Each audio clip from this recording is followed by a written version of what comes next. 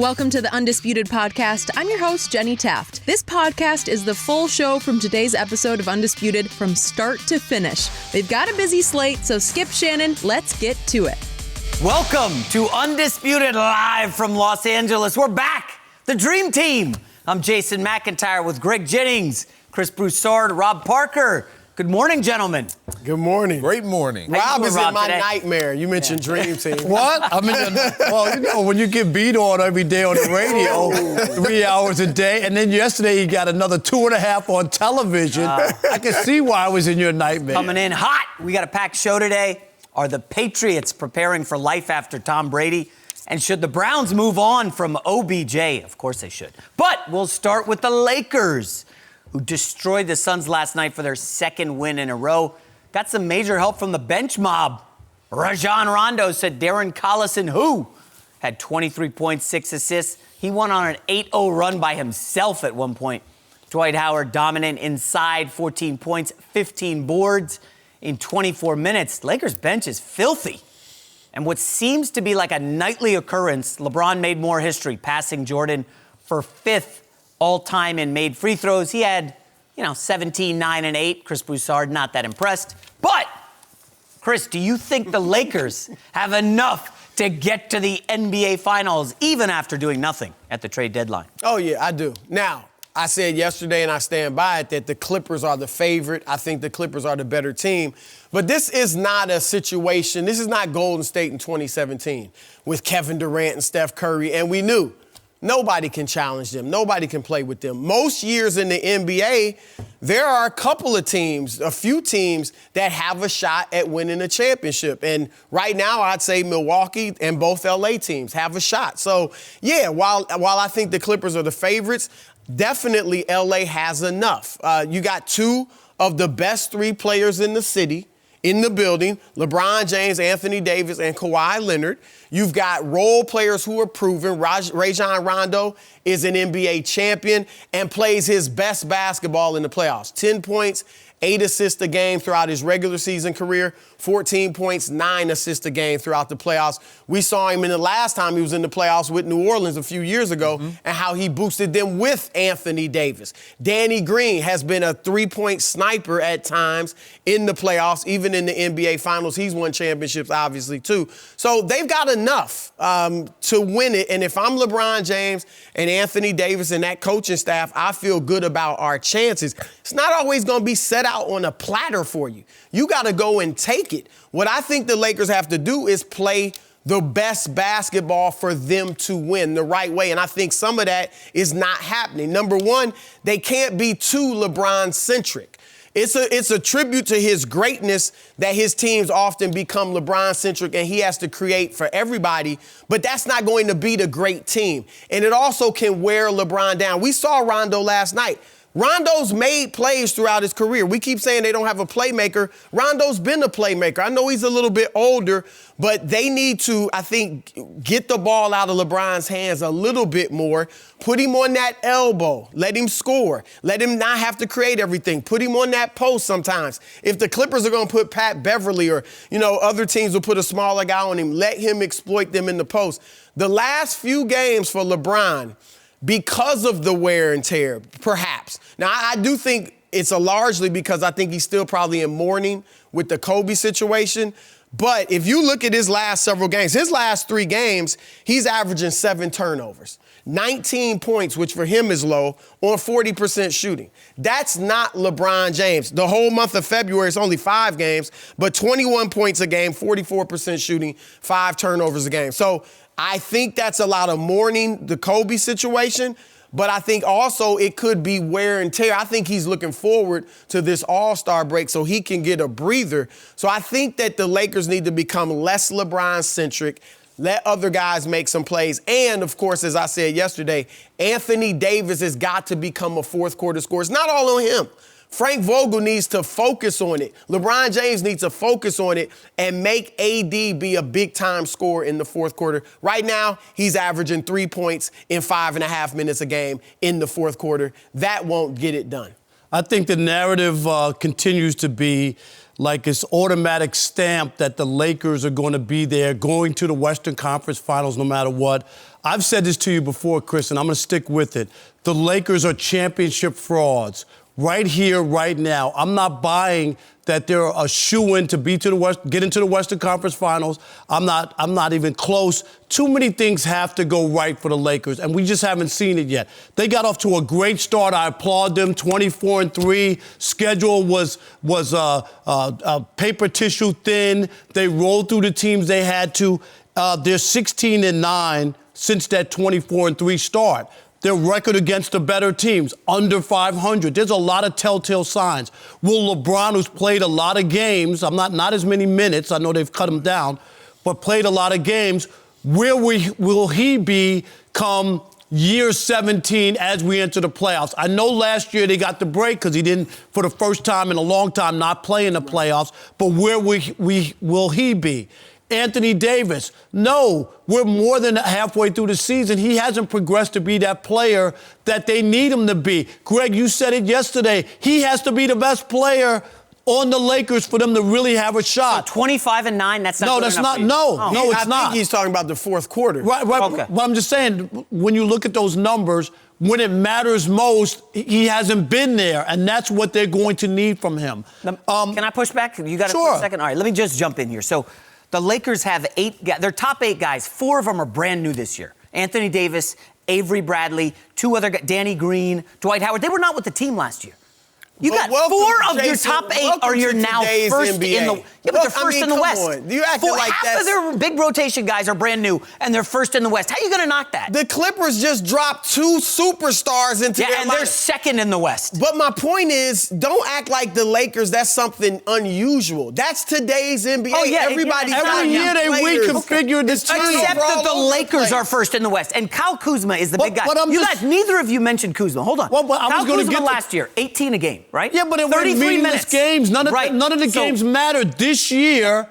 And supposedly this run, he hasn't been that guy. So he hasn't adjusted. He's adjusted. He hasn't adjusted. But he has. And he's been inconsistent. And this is my point, is that for all of the stuff that's gone right, just look at the recent trends. 24-3 is beautiful. I'm not knocking it, that they're first. With that start, the Clippers, who haven't even had their full team the whole year together, are 3 games behind. They're not buried. You want to talk the recent. Lakers could have buried them early on. That's all. Look at Kuzma's recent games. He's usually he had 9 points. What was it last night? This week was the second time in his career he did not attempt a three-pointer. He's now coming in and let the game come to him. 3 of his last 4 games for Kuzma, he has 4 or more assists. He's becoming, instead of a shooter with the second unit, a fulcrum, more passing. That's the LeBron mentality. LeBron's rubbing off on Kuzma. I just think, Greg, come on. Too many Lakers things have team, to go right. First in the West, and these guys are blasting them. Hold on. No. First of all, I said they got enough. He said he blasted them, but you acting like it's just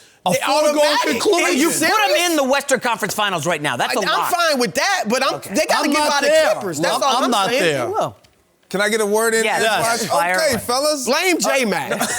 No, the Lakers have enough, and they honestly have to have enough. When you put all your eggs basically in one basket and say, look, we're going to give up so many assets and go and get Anthony Davis, you're basically saying, LeBron was basically saying, this is what I need to win. This is what I need to win. Not saying that I don't need little sprinkles here or there, but this is what I need to win. What happened was the Clippers and Kawhi Leonard. Kawhi ends up bringing Paul George, and now the idea is, oh, shoot, is this going to even be enough? It's shift the narrative a bit to where they don't know if they will be able to have enough. Do they have enough? They do, but is it going to be enough for a 7-game series against that team with that depth? Do they need more? And that's what I think LeBron and this Laker team is trying to identify. Who's going to be that guy that's going to step up? Rajon Rondo did a great job last night against the Suns. I don't need that. I don't need that before the break against the Phoenix Suns. I need that later in the season, in the postseason. You making plays, you putting up those numbers that you mentioned in this postseason run, those 14 and 10 numbers, to where we have a third option, and then Kuzma, to your point. You say Kuzma has jumped into that role. I don't think he quite has. If you watched last night, there were several times where he didn't make the right play, or he's still trying to find his level of maturity on that team. And it's not so much about scoring the basketball. It's about doing all the other little things. When you're on a championship possible team, you're in your expectation is to be great. You have to be great in other ways. You have two primary scorers. We don't always need you to score or jack up a shot uncontested or contested or at unopportune times. You have to develop as a player, well-rounded overall, and see the floor, understand what we need in the moment, and play that game. Be that guy. That's where Kuzma's going to help. It's so funny that Rob's like, against the Suns. Yeah? Should we talk about the Clippers losing by 30 to the Minnesota Timberwolves over the weekend? Like, what would that say to you, Rob? Oh, the Clippers are fine. It's just we play this weird game with the Lakers, okay? They beat the Suns by 25, but you're still going to find some nitpicking. But you made it about Rondo and having 23. All I'm saying is, that didn't sell me on anything last night. That's all I'm saying. For the most part, he's been in the doghouse this year. Is that not right? I disagree. I'm a Rondo guy. Okay, but so the Lakers have a no-win situation, according to Rob Parker. If you win by 25, okay, it doesn't prove anything. No, but if you lose, we're talking about the bigger I gotta be picture. honest, and I'm going to defend Rob. If they lost by 20 last night to the Suns, I don't think he'd be up here saying the sky is falling. Not at all. It's a regular season game. Yes. It's 82 in February, right before the break. I'm not going to get excited whether they blow them out or lose. But you talked about it with the Kuzma, about playing winning basketball. Like you said, Greg, making the right play. It's not always about points and that kind of stuff. Last year was different. He was that guy they looked at. They wanted him to shoot the basketball. Of course. It's different now because of the other two guys. And could I see the Lakers getting knocked out in the second round depending on the opponent? I could. Who else besides the Clippers? I can't see anybody else in the West. Utah, Denver? No. Denver? I think Houston would be interesting, but in 7 they wouldn't beat the Lakers. I can't see any other team beating the Lakers than the Clippers. Let me know the last time LeBron lost before the conference finals. Just let me know. I might have forgotten. I'll say this, and obviously he's got a great track record, but it was the East. Let's be honest. This is the West. That's how he steamrolled over everybody in the East. In the West. Be honest, Jason. He would have been to 3 finals instead of 9 had he been in the West. Let's just keep True it real. False. Because he lost to the Western champion 3 times, 6 times. That's not his fault. I'm not blaming. I'm just saying, let's not act like he gonna run through the West. Well, listen, like he ran through the East. It's only Tuesday. If you want to go there, we can talk about Michael Jordan beating up a watered-down East. We're not after Isaiah and Larry, all them left. So let's not bash LeBron. With Patrick Ewing and the Indiana Pacers, I don't think the East was that watered down when Jordan was doing it. But I'm just saying, all I'm saying is I'm not blaming LeBron for, in those losses. I'm just saying the West is a tougher animal. We all know that. There's no debating Greg, that. there is no win for LeBron, right? Nightly. Basically, he's got to do Herculean efforts every single night. Anthony Davis has to be amazing. He wasn't Herculean last night. Nobody's killing him. Well, Rob Parker's over here. This proves nothing. This is what greatness provides. Yes. When you've been so great, you set the bar so high. And this is what LeBron has done his entire career. He comes to L.A. last year, and all of a sudden, I'm on that bandwagon as well because I'm a LeBron lover. But you see him, and you automatically think, championship team, because he's present. That's the type of level of play he provides a team. Although, you touching on it, in the West, it is different, which is why he understood, I need another superstar. Let me get Anthony Davis, and then I can pretty much guarantee you we're going to be in the finals. Now he's seeing the Clippers has acquired It's not even just the Kawhi. It was the Paul George. Oh, no, definitely. It was the Paul George that kind of threw everything haywire a little bit, if you will, for the Los Angeles Lakers. Now they're kind of looking like, okay, wait a minute. They have 2 wing defenders and then another scorer that comes off the bench that could be a starter on many just teams, about any team in the NBA. Lou Williams. Then you got Harrell, who's playing at all-star potential level, averaging 19 points. We need more production out of more individuals. It can't just solely be on myself and AD. We need if they had a third secure guy, I think we wouldn't even be talking about okay, Greg, that's a great question. Can it be a rotating cast of the third guy? One night, Danny Green's going to drop 28. Next night, it's going to be Kuzma on Christmas Day. If we see that consistently, I don't think that would be any problem. But they've got options. I mean, Rondo last night, Dwight Howard the next night. I mean, I'm going to mention Dwight Howard at the end of the year. I mean, one game. I guarantee you, Dwight Howard will you. have one impactful game against the Clippers. Okay, that's all we need out of him. One game. I think Alex Caruso can show up with key minutes. Every Laker player knows, hey man, it's the Clippers. It's LeBron. He's 35. We got to go all in and get to the final. It's not just the role players that got to show up against the Clippers. You got to have LeBron got to show up. Right. AD got to show up. We've seen LeBron 9 for 27 or whatever it was, and both of those games that they lost, he didn't play well.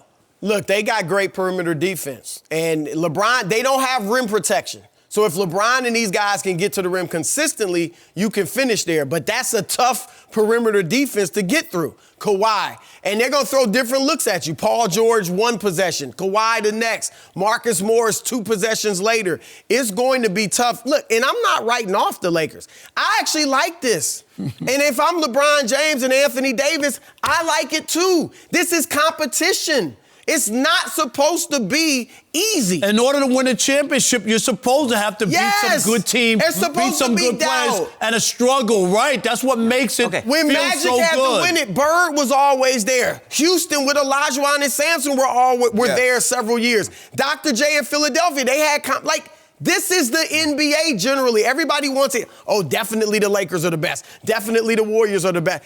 Let's see who ends up being the best. So let me ask you, Chris, this is one point that concerns me with the Lakers. If you look at the minutes per game this year in the NBA, LeBron, 16th. Anthony Davis, 21st. No Clipper in the top 40 for minutes per game. We know Kawhi's load managing. Paul George missed a bunch of games. At what point do we start to get concerned that LeBron, as Rob said, a lot of regular season minutes, a lot of tread on those 35-year-old tires. We got a 7-game series in the finals after 2 first rounds. Is LeBron playing too many minutes? Does Vogel need to scale it back? Look, this is the lowest minutes of his career. Right. And I don't think we should make the fact that Kawhi Leonard is load managing judge everybody else by that. If Kawhi wasn't load managing, we'd be looking at LeBron saying, wow, he's only playing 34 minutes a night. That's his lowest of his career. He'll have plenty left in the playoffs. I do think, as I said, they've got to take some of the load off of him and get these other guys to make plays and let them make plays. Kawhi's not bringing it up. Kawhi's not running the offense and bringing it up. He does LeBron's sometimes, but it's everybody. Kawhi, Paul George, Lou Williams, they are getting everybody involved in their offense, whereas the Lakers, LeBron's having to create everything. And to me, I don't care. If I'm the Lakers, it's nice to have the 1 seed. I don't care if I fall to 2. Because when they play the Clippers in the playoffs, guess what? They'll have the home They're going to have 7 home games. Yeah. Right. 7 home games. So if I'm the Lakers, what I'm focusing on the rest of the season is AD, I'm getting his 4th quarter minutes up.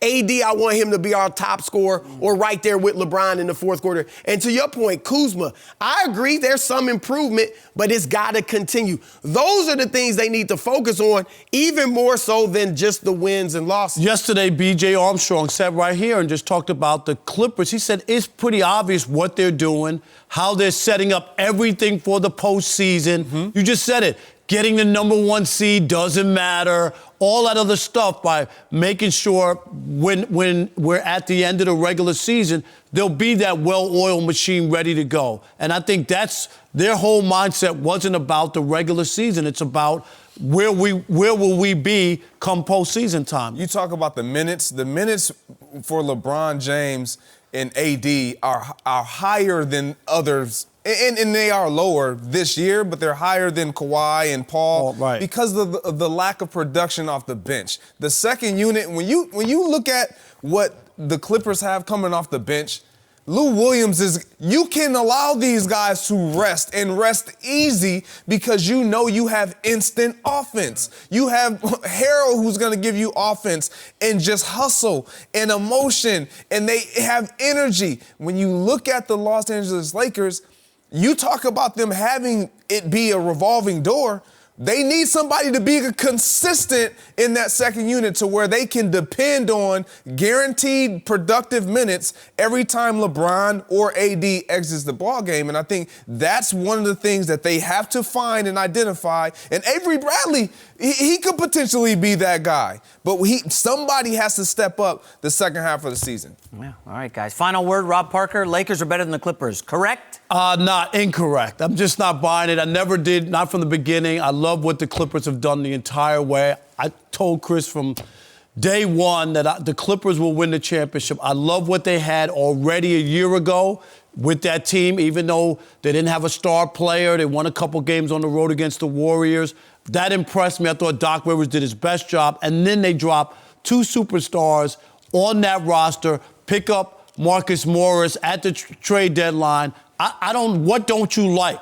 What don't you like? Rob, he wouldn't have picked the Lakers if they didn't acquire all that. That's not true. Just because of Hater. LeBron. Hater in the house. It is not. Yes, I'm on the record, and I'll bring the video in. When they were down 3-1 and I was doing local news in Detroit, I picked I picked the Cavs to come back and win that series on television. So don't tell me that I always bet against LeBron. I don't believe it. Hey, I'm going to get the video. I'm going to get the video.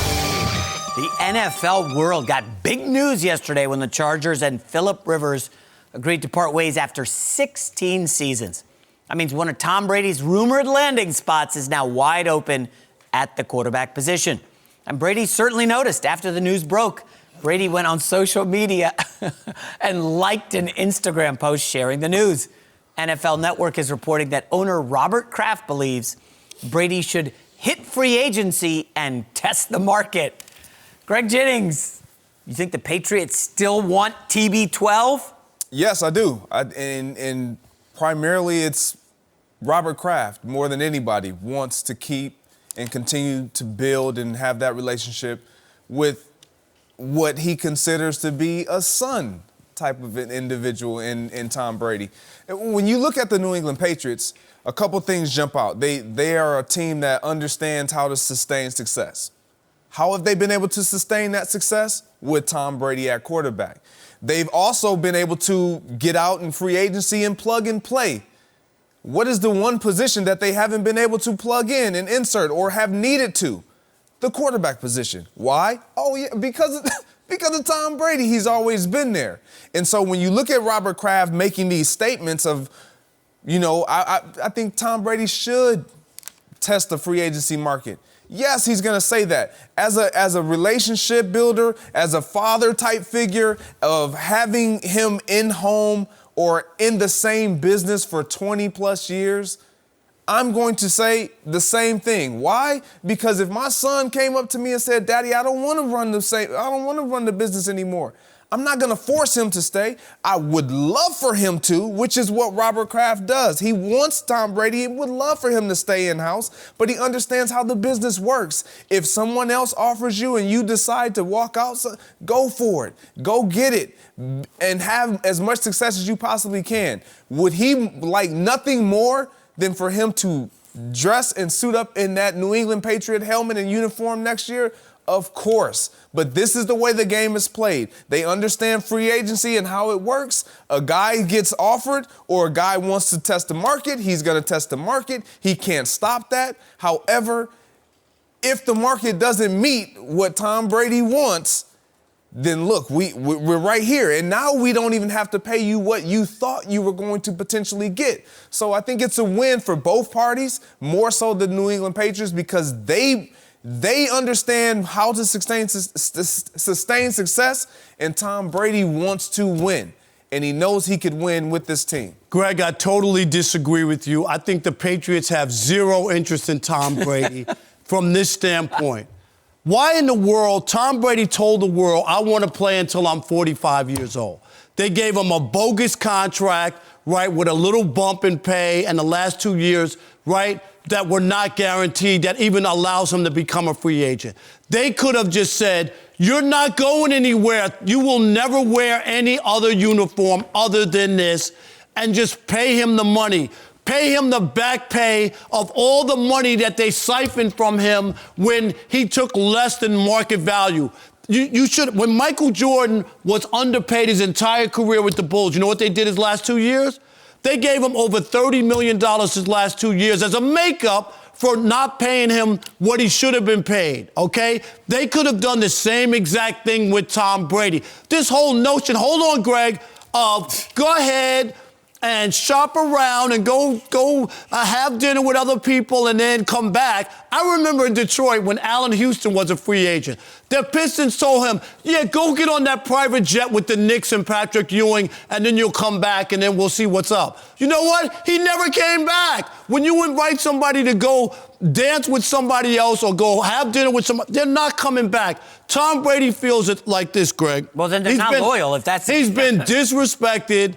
They never paid him his market value. And now, when I told you I want to play till 45, you didn't even give me a contract that gave me enough years to get to 45. And even if, Greg, if they had Jimmy Garoppolo, then I'm with you. They don't even have a replacement there for him. So why not pay Tom Brady, pay him for the past years that he did not get paid, and keep him in that uniform for 3 more years? Park, stop it. What? Stop it.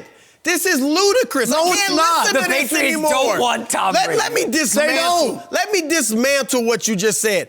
I, as you know, am a big Tom Brady fan. However, if he wants to play to 45, I'm not giving him a contract until he's 45. It's a year-by-year basis because we've never seen a 42, 43, 44, 45-year-old quarterback be effective in the NFL. This guy, look at what he's done for the organization over 20 years. You owe him something because you never paid him. Hold on. You never paid him what he deserved. That's the second thing. You brought up Michael Jordan. Michael Jordan was making far less, relatively speaking, than Tom Brady was. Michael Jordan wasn't even the highest paid player on the Bulls for most of his career. David Stern made more money than Michael Jordan. And when they gave him the $30 million and the $33 million his last 2 years, there was no cap. So you could have given him $100 million if they wanted to. There's a cap in football. So those things have nothing to do with whether or not they want Brady. Also, Ian Rappaport's report that, Robert Kraft wants Brady to test the market. I watched Ian on that. He was really explaining the concept before last season. He was addressing how last season, why they gave him that deal. He wasn't saying now. Last week, Robert Kraft said, I want Tom Brady to explore the free agent market. So that's not a new thing. But Chris, if Robert Kraft, who owns the team, wants Tom Brady, he could have Tom Brady. Absolutely. He has Tom Brady. But you still have to be smart because there's a cap. I get that. I'm not trying to fall off. I'm not trying to give him just a ton of money and then the team falls off. I'm still trying to win. That's the key right there. You cannot pay Tom Brady all this money. You talk about Michael Jordan. There's 12 guys on the roster. You got 53 guys on this roster, 45 on the active. You got to make sure you allocate for that. And if you give a 42-year-old You ain't winning again. You ain't winning again without Tom Brady. They had so what the does best it matter? record in the NFL for You're much not of the winning. season. I'm saying without Tom Brady, if you want to move on. Here's another part you're missing. Okay, listen, Robert Kraft, who you say they don't want Brady. Did you forget through selective memory what happened when Belichick drafted Jimmy Garoppolo? He was drafting Tom Brady's heir apparent. Okay? What did Tom Brady go and say to Kraft? Hey, man, I want to play till I'm 45. Kraft said, trade Jimmy Garoppolo. Get him out of town because Tom Brady's my guy. No, but now... That is why Tom Brady's there. There's no fallback. There's no backup plan. But Belichick has nobody. He can't do anything. So that's why I'm saying you should go to Tom Brady. What will it take for you to be a Patriot your entire career and just give it to him? You've already won 6 championships over 20 years. Brady is saying, I think Brady wants to return to the Patriots, but under the right circumstances. He wants to go get an A.J. Green. Get me a tight end. Receiver. Let's see if N'Keal Harry can improve, but go get a Greg Olsen. That's what Brady wants as well. He wants to win as much as Belichick and the rest of these guys. guys. Brady also wants to get paid. That's the underlying. They're saying they're going to pay over $30 How do you know million. that? Wait, time out. How do you know that? That's the story out there. His family net worth is over $500 million. Why does he want to get paid? If they have said they will pay him upwards of $30 million a year, how is that they don't want him? Let me explain how this works. When a player realizes, and he is smart, Tom Brady, and any other player who can identify writing on the wall, when you're with a franchise and you see their tendencies in the history of what they do with players that get older in age. I can attest to that. It happened to me in Green Bay. I saw the writing on the wall. What do you start to do? You start to prepare. You start to say, you know what? I don't mind playing for any other 31 other teams because you understand now my film is dispersed to 31 other teams. Everything that I've been doing is no longer just for your sake. It's for mine and the 31 other options that are out there. Although always knowing I still want to stay here.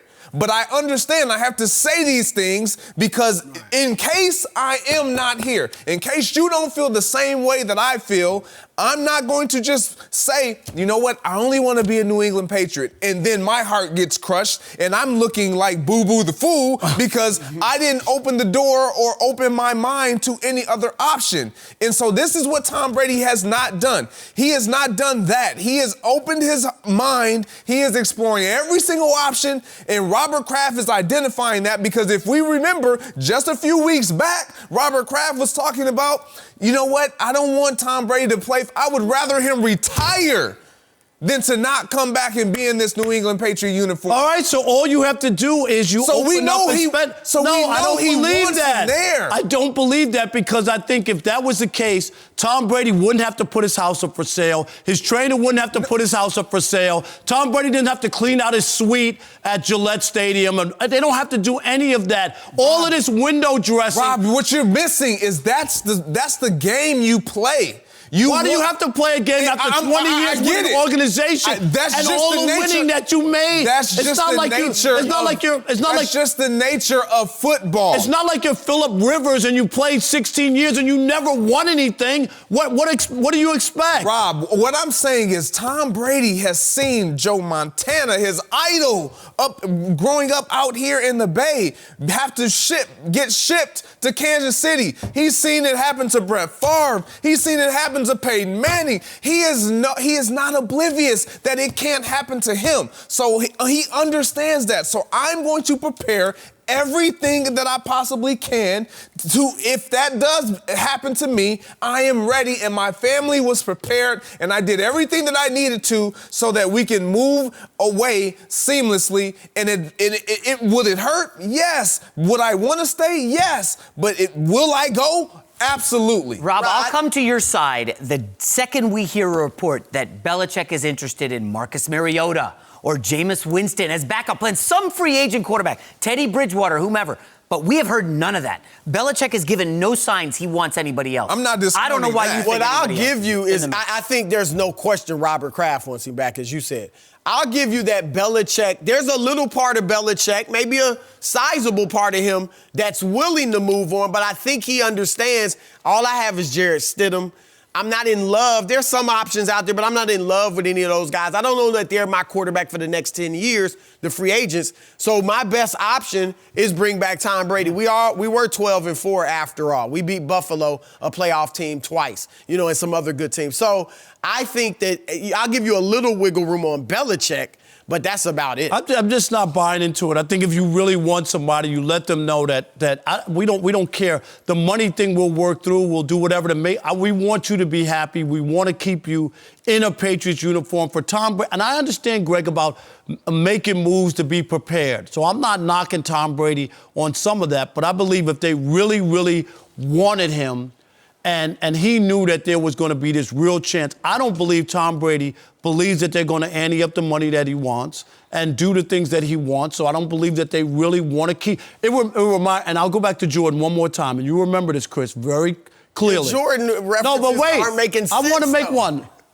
Do you remember when they had won the championships and Michael said he would entertain staying and playing if they kept Phil Jackson? What was the first thing they did? They fired Phil Jackson. So they basically essentially told Michael Jordan, we don't want you because you said you would come back if Phil Jackson was there. Tom Brady's asking to be compensated the way he should have been. And I think that if the Patriots really were serious about him and really serious, money would be no object for a guy who had done so much for that organization. Rob, I can't buy the money argument. All right. I love doing the radio show with you, but I'm not ready to sign up until you're 65 yet. Relax. No mercy. Guys, let's move on to the biggest dumpster fire in the NFL, the Cleveland Browns. Odell Beckham Jr. will have a new head coach this season in Kevin Stefanski. But there's no guarantee that it'll change his opinion on whether he wants to stay for a while or push to play elsewhere. However, all signs point to OBJ and Jarvis Landry remaining right where they are. Beckham and Landry both had issues with former coach Freddie Kitchens. But Jay Glazer of Fox reports that Stefanski wants to keep both receivers. Rob, is it smart for the Browns to bring back their core?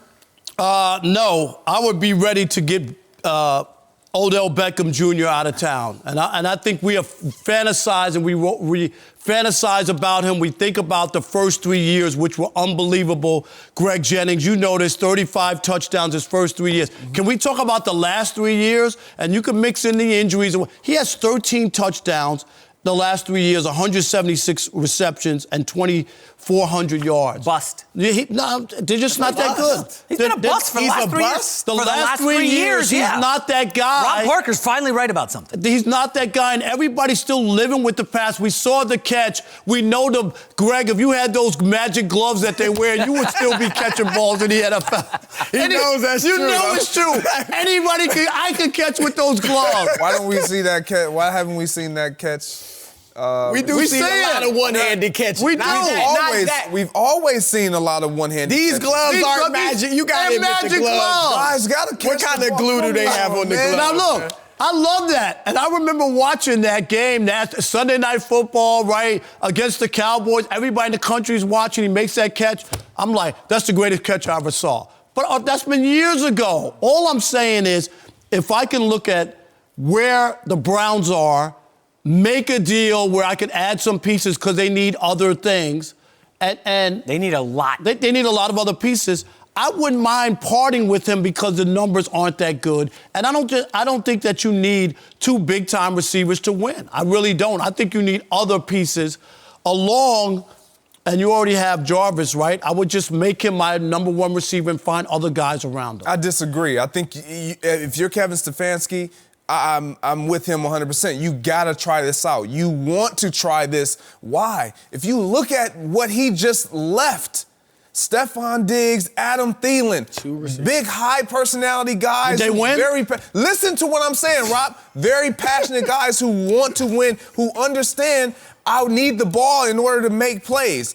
Did he find a way to do that? Yes. What else was he working with? He was working with a quarterback that was basically told that he's not good enough. How did that work out? He got him to perform at a high level. He had a running back that was really good out of the backfield, catching the ball and running the ball. He understands how to work with a variety of personalities and to get the most out of all of them. But the Browns don't have a quarterback. They don't have a quarterback. They do have a quarterback. Every coach believes that I can fix the problem. And Kevin Stefanski has done a phenomenal job. We saw it. We saw it with our own eyes of what he was able to do with the Minnesota Vikings in that offense. You can't tell me they weren't electric. You can't tell me they weren't special to watch when those guys were all on the field and they were making plays. They were. And so if you look at Stephon Diggs and Adam Thielen, and I had that, and then I had Chubb or Dalvin Cook in the backfield and Kirk Cousins at quarterback, now I have the opportunity to have have Odell Beckham and Jarvis Landry and a young Baker Mayfield and Nick Chubb and David Njoku. Thielen and Diggs were not the second and third highest paid guys on the team. Yes. That's the big difference. They were third and sixth. And you're wrong. But that's not second and third, and they have That's because they didn't have a quarterback. This is a Minnesota team that already had been to the playoffs with Case Keenum at quarterback. Cleveland Browns, NFC the championship. Cleveland Browns have a quarterback under a rookie contract. Right. So Kirk Cousins was making so much. That's fine, but the Minnesota defense was great. You know this. You're a former Viking. This Browns defense, Greg, according to Football Outsiders, 30th against the rush. They need help at defensive tackle. Their linebacker, who led the team in tackles by a mile, is a free agent. If they lose him and their safety, you don't need two receivers to get to the Super Bowl. I'm going to tell you this right now. Hell, get to the playoffs. No one said they need two receivers. The question is it smart for the Browns to bring the quarterback? Yes, you want to try it. This is what Stefanski is saying. Tell me the last few Super Bowl champions who was a highest paid receiver. I don't want to hear that. Exactly, because Tyreek Hill was a fifth-round pick. I don't want to hear that. Nobody on the Patriots was a high-round pick at receiver. That's what they do. Receivers are interchangeable. You get third, fourth, fifth-round guys. Tell that to the Cowboys. How'd they look before Amari Cooper got there? Well, what are they going to Super Bowls? Are they going to championship games? What I'm saying, look. They look bad. What I'll give you guys is this. If somebody blows me away with an offer for Odell Beckham Jr., he's not untouchable, and they give me some stuff where I can really improve the offensive line or the defensive backfield, okay. But I'm not shopping him. I think it would be irresponsible and foolhardy to not give this a chance. And Freddie Kitchens struggled so mightily. There was so much tension with the offensive coordinator and Kitchens, and then the players lost faith in him. It was a mess. So you really haven't why? I got a good quarterback. He was good as a rookie. He wasn't good, He broke records, Rob. Wait a minute, but he didn't need anybody. He was a rookie. He was a rookie. Last year with all of the weapons, Chris, he was horrible. He was a turnover machine. But Chris, you're missing one big thing with Odell Beckham, okay? He was shipped to the Browns last year. I had a Browns beat writer on my radio show tell me he was there for 4 days in the offseason. They had voluntary. Well, we saw that. He was never there with a new team, a new quarterback, new system. He is not bought into Cleveland. He wants no part. He played the entire year. Odell Beckham is not a team guy in Cleveland. He does not want to be there. All I'm saying, he doesn't want to be there. Listen, you mentioned all the parts that they have. To not give it a chance, and with Freddie Kitchens struggling as the head coach, it was a disaster. Let's call it what it was. You'd have not given this group a chance. Now, next, give them one chance with a good coach in Kevin Stefanski. And an offensive line and a defense. Hold on, 2 years ago, and get that. 2 years ago, the offensive line was one of the best in the NFL. Where was it last year? Last year they struggled, but they can get it back together. So I would give it one shot. And then if it doesn't work, you got some assets you can move on from. You talk about offseason, and you make a great point. I have this right here. The offseason, it plays a big part. And this is where it becomes a two-way street. And if they really want to be the team that we see them as on paper, unfold on the field, then they have to start it in the offseason. And that's up to Odell Beckham. No. That will show him and show Stefanski and their new general manager, Andrew Brown, how dedicated he will be and how committed he is to making this work. It's not just a one-way street. You can't just plug and play and just think, oh, my skill set is so high and so great that once I touch the field, everything will work itself out. That's not the way this game works. You have to spend time, develop rapport, develop relationships on and off the field to where I trust what you're going to do. I know exactly how you move. I know what you're expecting of me. You know what I'm expecting of you. And then we can translate and transfer that over to the football field. If he decides not to show up in the offseason, which he does have money tied into his offseason training, then I don't see it. It's going to be too late. You got to make a decision by free agency. Now, you brought up a great point, Greg, is the new front office, okay? The old front office, football guy, John Dorsey, he put this team together with Landry and Beckham and Kareem Hunt and all these guys. You know who took over the front office, right? The nerdy analytical guys, the stat dudes who look at spreadsheets. Are you sure they want two of their three highest paid players to be wide receivers? It doesn't make financial sense. And here's the other part. If you're selling watches or underwear, Odell Beckham Jr. should be on your team. But when it comes to last year, he was distracted. All the stuff that he was doing, like with the watch, he gave Tom Brady some goat skin cleats. Like he wasn't even in retirement. What about the LSU championship game that he went to? Did you see all those videos? It would be off his rocker. It would be one thing. I don't know what's wrong with you. you. Had numbers, Odell's got if you some had issues, numbers, folks. Chris, fine. But you didn't have numbers all the last year to things do you all said, that. though, that lowers his value. Get him out of town. Why give him away? Get him out of the locker room. Last year, the culture was a mess. Now, let's see, we got a new head coach. Wait, why was the culture a mess? The players? Because there was from the top down. So you started to knock out the GM. You knocked out the coach. You said no players are So now we have a new culture. So Myles Garrett, are you tossing him? The guy who's Odell Beckham Jr. No. No. You're not tossing Myles Garrett? No. He'll be suspended for half the season. Well, let's see how much he's suspended. But you have a new culture from the leadership down. If OBJ, Myles Garrett, if they can't get in line with the culture, then we ship them out. But what's the urgency? Why do we have to do it now? Because Baker Mayfield's on that rookie contract and the clock is ticking. You've got that window before you got to pay him, or maybe Rob says you just toss Baker Mayfield out. Wait. The clock is ticking for what? Baker Mayfield's going into year 3 here. You got to pay him in a couple years. The Browns haven't. You got to build that team. What clock are they working with? Are you serious? You're going to have to pay these quarterbacks. I can franchise him going forward if I want to. Oh, yeah, that's what you want to do. You want to franchise a guy Rob Parker's kicking out of town. I'm just saying, I'm not under the same urgency that you seem to think they are. Okay. That's ridiculous. The Browns have all the time in the world. They haven't been to the playoffs in what, 15 years? Yeah, they got all the time in the world. What's the rush, Rob? Hey, you don't need What do you think you're getting on the open market for OBJ? I'm taking whatever I can get. Okay, Give me a couple mid-round picks and a right tackle. Give me a right tackle. You think you're getting that for OBJ? Maybe somebody else thinks they can fix him as well. Washington Redskins have Trent Williams. He don't want to play for them. Okay, can you do a sign and trade with Trent Williams? Bring him into Cleveland?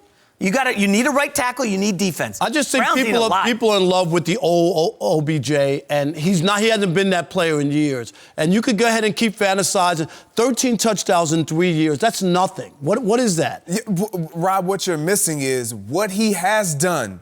You can't tell me what those 35 touchdowns, they're in his stats. They're on his resume. So I see that and I look at the production and what he's been able to do in this league. And I see that and I'm like, man, how can I make that work? Is he trending down or up or down? He's not old, Rob. I'm talking about he's not trending up or down? He's definitely not trending up. I will give you that. Right. That's what I'm saying. Thank you. Yeah, but it's not trending up. older than have it anymore. I don't think Chris has said he's trending up. I didn't say he's trending up. What I'm saying is his talent, if you match it and pair it with the right chemistry and the right coach and the right play caller, you don't want that? You can draw a definitive line from Odell Beckham's career before and after the catch. He became a celebrity that day, okay? He's on Drake's Instagram, and he's hanging out with all these celebrities and dating famous people. He became a different person. He takes the Giants on the boat trip. He has not been the same player since. Rob, back me up here. I know you guys can smirk and laugh. He became a star. He's the highest paid football player according to Nike. And that's why he went ever. He is a celebrity first. And that's why he showed up on the football field with a watch on. Yeah, he wants to do endorsements. That right by itself, Greg. Listen, you ever wear a watch to a football game? No, I didn't. I'm just asking. He's a different dude right now. Nobody's defending all that. Thank you. We saying give it a shot. If it doesn't How many work more years out, do you I want to can give it a shot, trade him. Rob? Let's just bring him in. Why not give it a shot? Sometimes you need addition by subtraction. Yes. Cut your losses and decide this is not what we need. And maybe you don't have the quarterback who could get the ball to those two guys. Baker was terrible last year. Let's just be honest. Maybe the style of the Browns should be running the football and mixing in the pass. Yeah, a little Kareem one guy. Hey, look, Stefanski's going to run the ball a lot. Yeah, okay, can I get what Rob's drinking? He's starting to get smart. Let's do some addition by subtraction and get Rob Parker out of here. No mercy. Tom Brady's impending free agency has led some to speculate with all kinds of wild hypotheticals being thrown around. One of them, Brady's suiting up for the Cowboys in 2020. But even if Dallas had the opportunity to sign the 6-time Super Bowl champ, new head coach Mike McCarthy does not sound interested. Jane Slater of NFL Network reports that McCarthy would prefer to work with a younger quarterback and develop him, which likely means he would rather have Dak Prescott than Brady. Greg Jennings, are you buying this? I am. I'm buying it with everything that I have in my bank account because when I look at coaches, when I look at players, they want 3 things. They have these three things in common. They both want to win. They both want to be either a great player or a good player or have a good player and make them a great player. And they both want to be the reason why they win. And when you look at Mike McCarthy and you look at Dak Prescott, what is going to bring them together is all this negative talk about Dak Prescott and what he hasn't done and his contract potentially being franchise tagged and not getting the contract and not having earned it yet. And then you look at Mike McCarthy being outed in Green Bay because of his play calling inability, if you will, and the lack thereof. They both have something to prove. I don't need to prove it with Tom Brady. I don't need to prove it with anybody else. I got a guy right here in-house, if we can keep him when we do sign him, that wants the same thing that I want, that's going to burn with the same fire that I got in me. And so we're going to do this together. He's been labeled as a quarterback guru. He gets to work with a young guy, develop him even more, take his game to another level, put pieces around him, and then they ride off into the sunset, hopefully win a Super Bowl. That will be everything that Mike McCarthy has signed up for, and even more for what Dak Prescott wants to do and has signed up for. So, yes, I'm buying this with everything I got.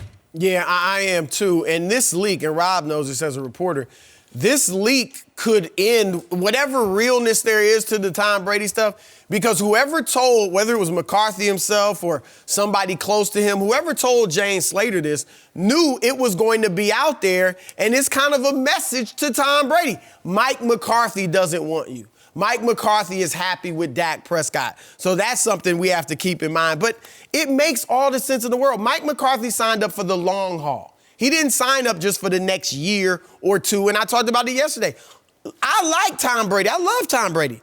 But I don't know when he's going to fall off. He might fall off in game 2 next year. Game 1, game 10.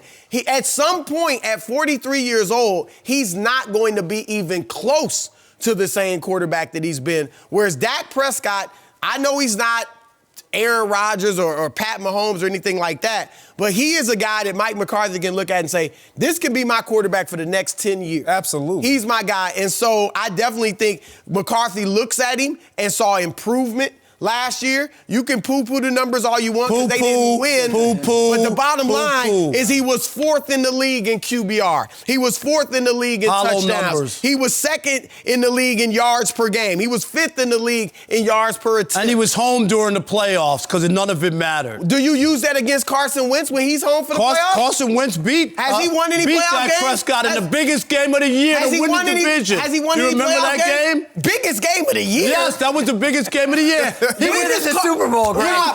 He was throwing the quarterback. Yes. How many playoff games has your boy Carson Wentz won? Carson Wentz won a Super Bowl. How many? He won a Super Bowl. Really? He watched the Super Bowl just like you and me. He has a ring. He has a participation. He has a Super Bowl ring. Stop. My point is, and what is he going to say? McCarthy's not going to fawn over Tom Brady, who's not under contract. You can't go out and go, oh, the idea of working with Tom Brady would be great because you don't have access to him. So and it would be dumb to do. You're buying this? Yes, I am buying it. Oh, you're not buying it. You're buying what? Who would McCarthy have, Dak or Brady? If he could get Tom Brady with the team that they have and the talent that they have, Dak Prescott, for all those phony numbers you want to throw, Chris. QBR is never phony. Dak Prescott QBR is not phony, is Rob. a $3 bill when you talk about quarterbacks. That's what he is. And I don't want change from it. Because when you... What is happening? Come on, Rob. Talk about... Last... You can't even get a straight face because you know this is shit. You don't believe it. Last year, noticed. Chris, you picked them to go to the Super Bowl because you felt like they had all the talent. And Dak was the reason they didn't go to the Super Bowl. Oh, stop it. No, you're wrong. I will not stand for that. I will not stand for that. Dak was 2-7 against teams 500 or better. Greg, Rob, he beat up the bad teams. He put up all these numbers. When he didn't make the Pro Bowl. They didn't make the Pro Bowl. playoffs. Oh, geez, that's everything. I'm just telling you, when you look at what he did when it mattered, he didn't have a great year. And that's why if you could upgrade or put a guy in the right situation, we saw Peyton Manning win a Super Bowl going somewhere else. You put Tom Brady with a running back and with these players that the Cowboys have, they had Super Bowl caliber talent last year, and you're telling me that if you insert Tom Brady, you don't have a chance to win? No. Absolutely you have a chance. So, Rob, But you have a chance with Dak as No, well. I don't believe you do, Rob, because so I've this seen is- Dak in the big moments. Here's and they're the not see when Jerry he beat Jones Russell logic, Wilson? okay? Jerry You see Jones that? knows we had the third best point differential in the NFC. This is an 11-win team if Jason Garrett doesn't screw up every other week. So there's a great Kobe Bryant quote that he gave out several years ago. Don't tell me how rough the water is. Just bring the boat in. That's what Jerry Jones is telling McCarthy. We're a playoff team. Get us there. We're keeping Dak. We're keeping Amari. We got the offensive line. This is a playoff team. Just get us there. You think Mike McCarthy, who just fought in Green Bay with Greg's guy, Aaron Rodgers, butted heads, two strong personalities. You think Tom Brady's going to come in and listen to Mike McCarthy? I got 6 rings, McCarthy. How many you got? 1. Yeah, Get out of here. Come But on. the difference whatsoever. is you got Jerry Jones, who's older, who wants desperately to win another championship. I don't know if Dak is going to be able to do it. Is it going to take Dak 6 more years to finally reach the mountaintop? I don't know. And will my team be together, this group that I have right here, right now? There's no 5-year plans in the NFL anymore. It's about 2 or 3 years and whether or not we can win. If I can insert a quarterback of that caliber who won 12 games despite his numbers going down. I give you Tom Brady's not the same guy, but somehow, some way they won 12 games. They won more games than the Cowboys with an old, broken down Tom Brady. If you could add him to the mix with the talent that the Cowboys have, they have a shot to win. Rob, you're so off on this. Chris, thank you. One of the things that you said Mike McCarthy is there for the long haul. When you look at a quarterback and a coach relationships, specifically a play caller, which Mike McCarthy is, and I get it. He has Kellen Moore, but he's gonna oversee all of that.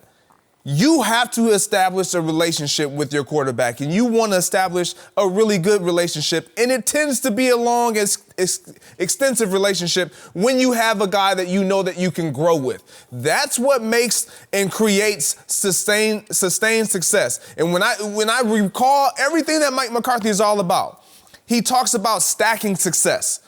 He's not trying to win 1 Lombardi trophy in Dallas. He's trying to win 2 and 3. You're not going to get that with just inserting Tom Brady and saying, oh, you know what, let's start over again the moment he's gone. What does the owner want? Does the owner want to win a championship? Yes, which is why he brought Mike McCarthy in. He wants to win a championship. He wants to justify his existence that since he ran Jimmy Johnson out of town, that he hasn't won jack in 25 years. At some point, you have to identify what you have. And what you have now is Mike McCarthy at the head coaching position, and you realize you have a young Dak Prescott, 26 years old, versus whatever else is out there. You can talk about and poo-poo all the stats you want to, but there was 4 other quarterbacks who led the league in passing that didn't make the playoffs and didn't make the postseason. Dak Prescott being one of them. That doesn't make any of those 5 quarterbacks terrible quarterbacks. They all probably have things that they can work on. It just tells you that those numbers don't matter. That's what it tells you. Tom Brady had it doesn't mean that they automatically going to win because you put those numbers up. You cannot have it both ways. When Dak Prescott, who even still is the second winningest quarterback in the NFL since he's joined the NFL, okay? You can't have it both ways, though. When he was leading them to a 13-3 record, when he was leading them to the playoffs 2 of his first 3 years, and his numbers were kind of pedestrian. You ripped him because the numbers weren't there. The narrative, now you want to talk about wins. Football. I want consistency from you. Seriously. He can't throw the football. He's not accurate. He doesn't throw the ball down the field. He's only hanging in because of Ezekiel Elliott and the offensive line. All these things were said about Dak Prescott, and now he's throwing the football. He's starting to take ownership and carry the load of that offense, and now you're saying they lost because he did that. And Greg, were they not supposed to be in the playoff mix this year? They or maybe have a chance? It's not Dak. They were in the I'm mix. asking you, Greg. You're going to tell me last year convince you that Dak Prescott is as good as going to lead them to the Super Bowl? I'm going to tell you what last year convinced me. That's what you convinced? The year before, where were they? The year before, where were they? They went to the playoffs. Okay, they were in the playoffs. So if you go to the playoffs the year before and then all of a sudden you fall off, but we have the same nucleus of team, Something Jason Garrett. has to look funny. And it looks like it was the coaching. Right. So I remove that piece, keep what I have in place and play, and insert another coach that I feel can bring out the best in everyone. And let's see what happens this year. Dak Prescott is Kirk Cousins all over again. He'll get 2 franchise tags and then be on another team. What I'll give you is this, Rob. And he had the same playoff record as Kirk Cousins, 1-2. As much as I'm against bringing in Brady over Dak, for our purposes, it would be incredible. That would be the greatest, not just this network. As a sports commentator and analyst, it would be the storyline of the decade if Tom Brady. By the way, Jerry and Tom Brady would implode within 6 weeks. No mercy. Lakers destroyed the Suns last night for their second win in a row with some major help from the bench. Rondo said Darren Collison, who had 23 points, 6 assists, went on an 8-0 run by himself at one point. Dwight Howard was dominant inside, 14 points, 15 boards. What seems like a nightly occurrence, LeBron made more history passing MJ for 5th all-time and made free throws. LeBron had just a cool 17, 9, and 8. We're now joined by USA Today basketball writer and former Lakers reporter Mark Medina. Mark, Greg and I know that the Lakers have enough to get to the finals, but these two guys think it's the Clippers. Who you got? Man, you guys are going to be upset with me. Yeah. Uh-oh. I came into this season thinking it's the Clippers. They got Kawhi Leonard, Paul George. They have more depth and continuity.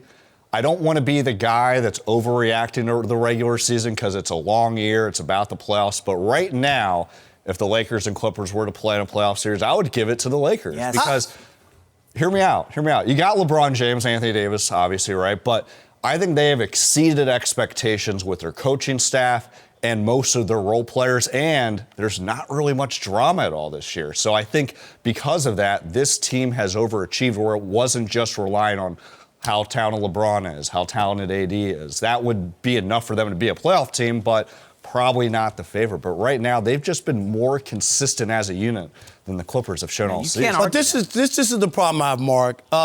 Against the 4 best teams in each conference, they have a losing record. Yeah. They haven't beaten the Clippers once, so you're convinced that they can beat them in a 7-game series. I don't know where you get that from.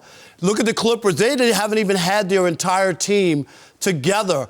When Kawhi and Paul George play, they're 17-5. They haven't had that all year. They're progressing. So I don't see how you can look at the Lakers. And they have filled their win total, beating a lot of also-rans and weak teams. So where do you come off thinking that the Lakers are there and the Clippers aren't when the Clippers are beating them every step of the way? Okay, 2 things. Regular season matchups, I'll give it to you. The first night, the Clippers brought it more, and the fact that Paul George wasn't in the lineup was saying something. That was impressive. But that was opening night. And no Kuzma, right? Exactly. Well, yeah, no Kuzma, but That might have been a plus. Christmas Day, that whole narrative, Kawhi outperformed LeBron. Look, LeBron was having a heavier workload. There's, I think, 13 games before that this season where Kawhi was shooting below 50%. So he's had his fair share of bad games too. But I think the other point you made about the lack of continuity in the 17-5 record, that's one of the reasons why I give the Lakers the edge. I don't think that there's going to be anything that fundamentally changes from now until the end of the season where the Clippers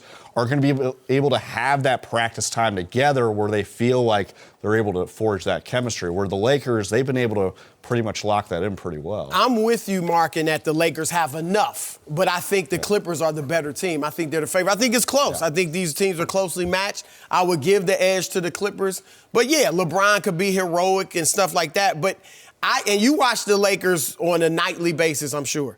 I think they have to change some of the way they play. Number one, they're too LeBron-centric. It's not really his fault. It speaks to his greatness, but they need other guys making plays. And I actually think other guys can make plays.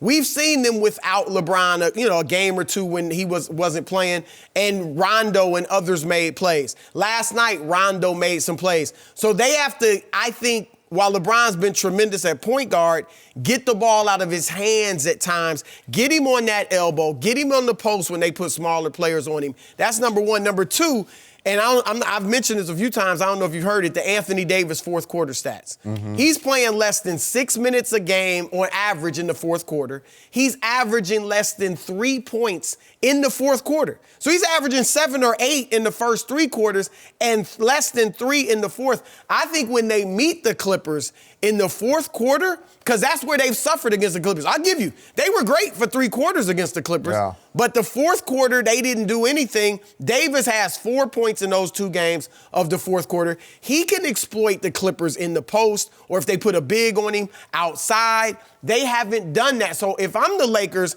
I'm spending the rest of this regular season working on AD being a go-to guy in the fourth quarter and working on Kuzma playing winning basketball. Mark, can you tell him and help Chris understand that Frank Vogel's still tinkering with the fourth quarter lineup for the Lakers? Some nights it's Caruso, some nights it's This is Bradley. Anthony Davis.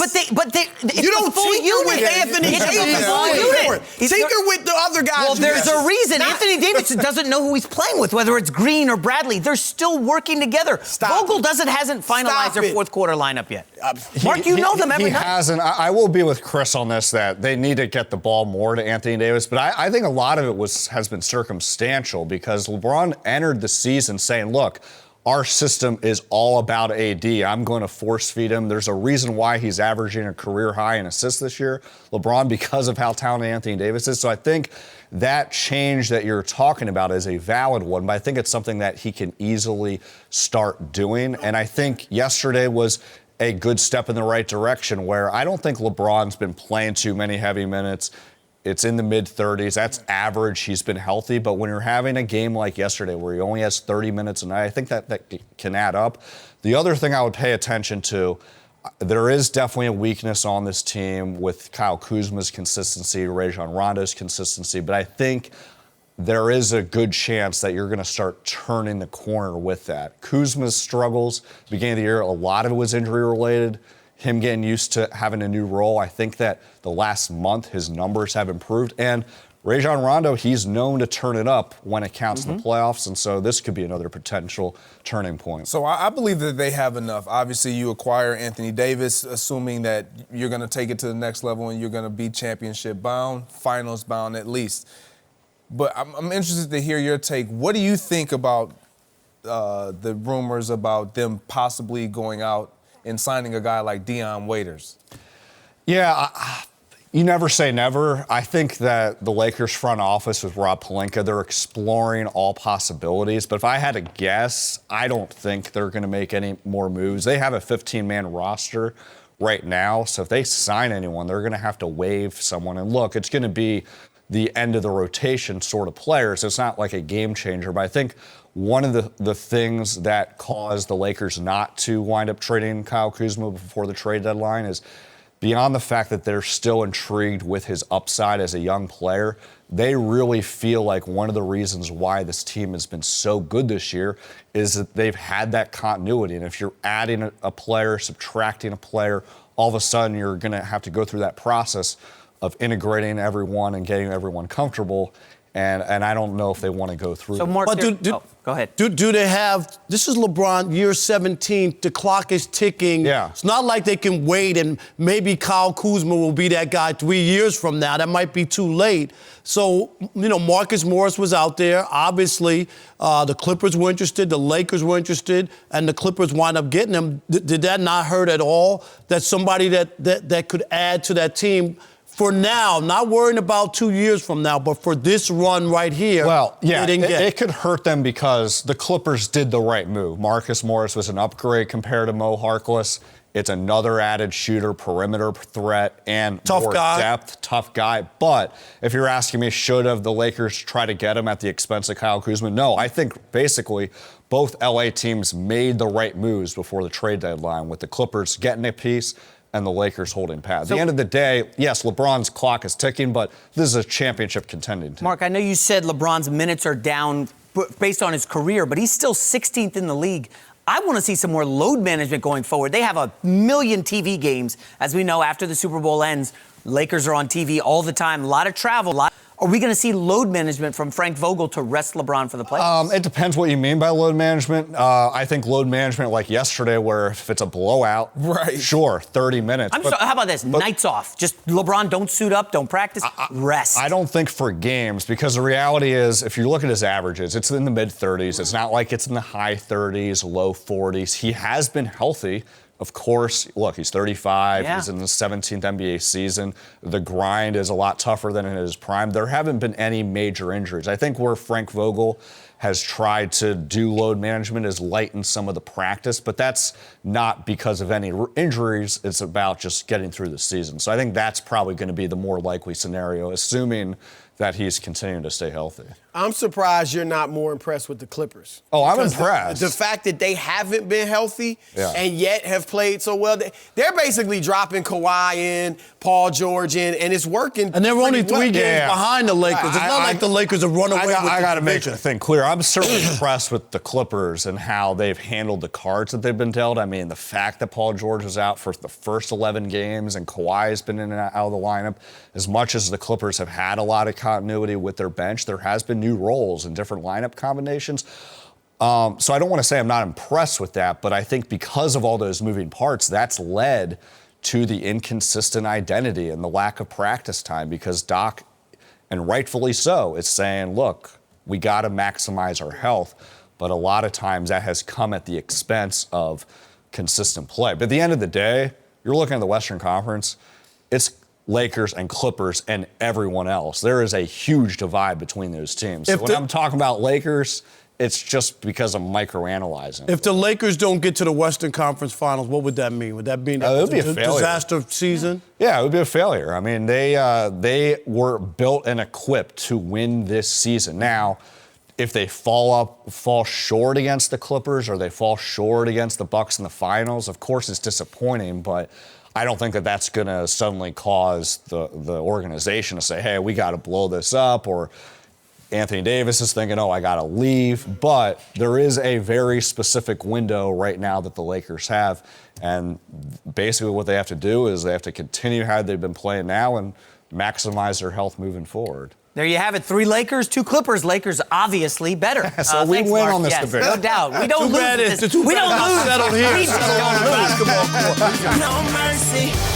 Patrick Mahomes added a few pages to the NFL record books this postseason, becoming the first starting QB in NFL history to have 3 double-digit comebacks in a single postseason. He's also the youngest player in NFL history to win an MVP and a Super Bowl, and is the youngest quarterback to win the Super Bowl MVP.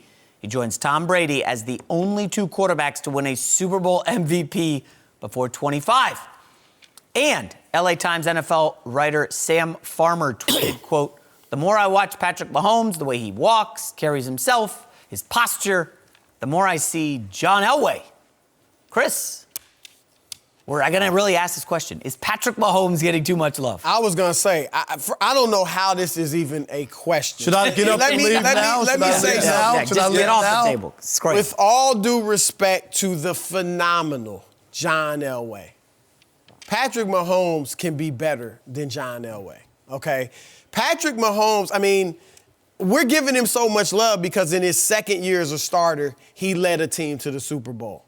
He scored 21 points in the fourth quarter against the best defense in fact, in 7 minutes, he scored 21 points against the best defense in the league. Or did they melt down? Lamar Jackson, who was the MVP unanimously, scored 17 points against that defense in an entire game. The great Aaron Rodgers scored 8 points against that defense in 6 quarters. And he does 21 in 7 minutes on the biggest stage possible? No, we're not giving him too much love. And I'm going to say this, and hear me out. Patrick Mahomes can be the GOAT. He's not right now, and we have to wait and see. But every generation or so, there's a player that comes along that you can look at and say he's got GOAT potential. LeBron James, when he was in high school, when he was early in his NBA career, we all looked at him and said, one day he might become better than Michael Jordan. Now, I don't think LeBron did it. He came close.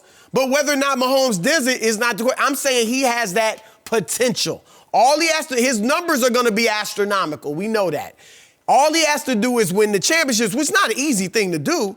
But I'm just saying, if he wins several championships, this guy can become the GOAT because he has the arm, he's got the running ability, He's got the leadership skills. He's got the intangibles. How many times this year, particularly in the Super Bowl, did he sit by teammates and say, it's not over? We can do this. They're down double figures. Yo, we got this. Tyreek Hill said, I didn't believe. Fastest dude in the league. I didn't believe. And Patrick Mahomes convinced him. This dude is the whole package. He's the truth. And anyone who thinks otherwise is mashugana. You know, I think otherwise you are the prisoner of the moment fanboy, president club, or whatever fan club. You, Chris, you are so premature to even talk about someone being the GOAT. First of all, I think Joe... that he's even on that after 1 year, and he had a tremendous year. He won the Super Bowl. I'm not taking anything away from him. I'm not poo-pooing him, but there's so many players who have done these great things early on. Yeah, Dan Marino went to a Super Bowl. Did he win it? But it was his second year. Give me one that's done these things. Okay, same thing. Peyton Manning, first to 5,000 yards and 50 touchdowns. What year was that? Second. What year was that? I'm just giving you, he was the first to do it. Did he do it in his first year as a quarterback in the NFL? No, I'm just trying to tell you. So that's not these things. But Peyton Manning was the first to do it. I can give you, when you talk about him winning a Super Bowl, Doug Williams won a Super Bowl 32 years ago. And was unbelievable in that Super Bowl. If you remember, what year was that for Williams? 1988. I mean, in his career. I'm just trying to tell you that. They haven't done these things. Pump the brakes on. Nobody's done these things. Pump the brakes on. He's going to win every Super Bowl. Nobody's saying that. No, yes, Rob, yes. Come on, nobody's saying he's going to be the if GOAT. If you're going to argue off what I said. I'm just telling you, you're already. I said potentially. No, it's premature. He doesn't have GOAT potential. No. Really? Okay. No. You're telling me already he's going to win 4 Super Bowls Nobody's like Joe saying Montana did? I said potential. I don't see it after one big year. After 2. All right, but he won the Super Bowl. The only 2 he's ever played. Last year they didn't win. He was MVP. I know, but last year he threw 50 touchdowns. He also was shut out in the first half at home in that Patriots. You mean like Aaron Rodgers, your boy? No, it's not about Aaron Rodgers. We're talking about him. All I'm saying is... This is all you got? This is typical of guys who get caught up when everybody... I remember, and I'm not saying they're on the same par, I remember everybody going gaga over RG3 after his rookie year. Oh, my God. People, time and time again... Was RG3 the MVP? Was he a Super Bowl champion? The flavor of the month, people get crazy. Give me something better. Greg Jennings, will you talk some sense into this man? I'm trying to tell you that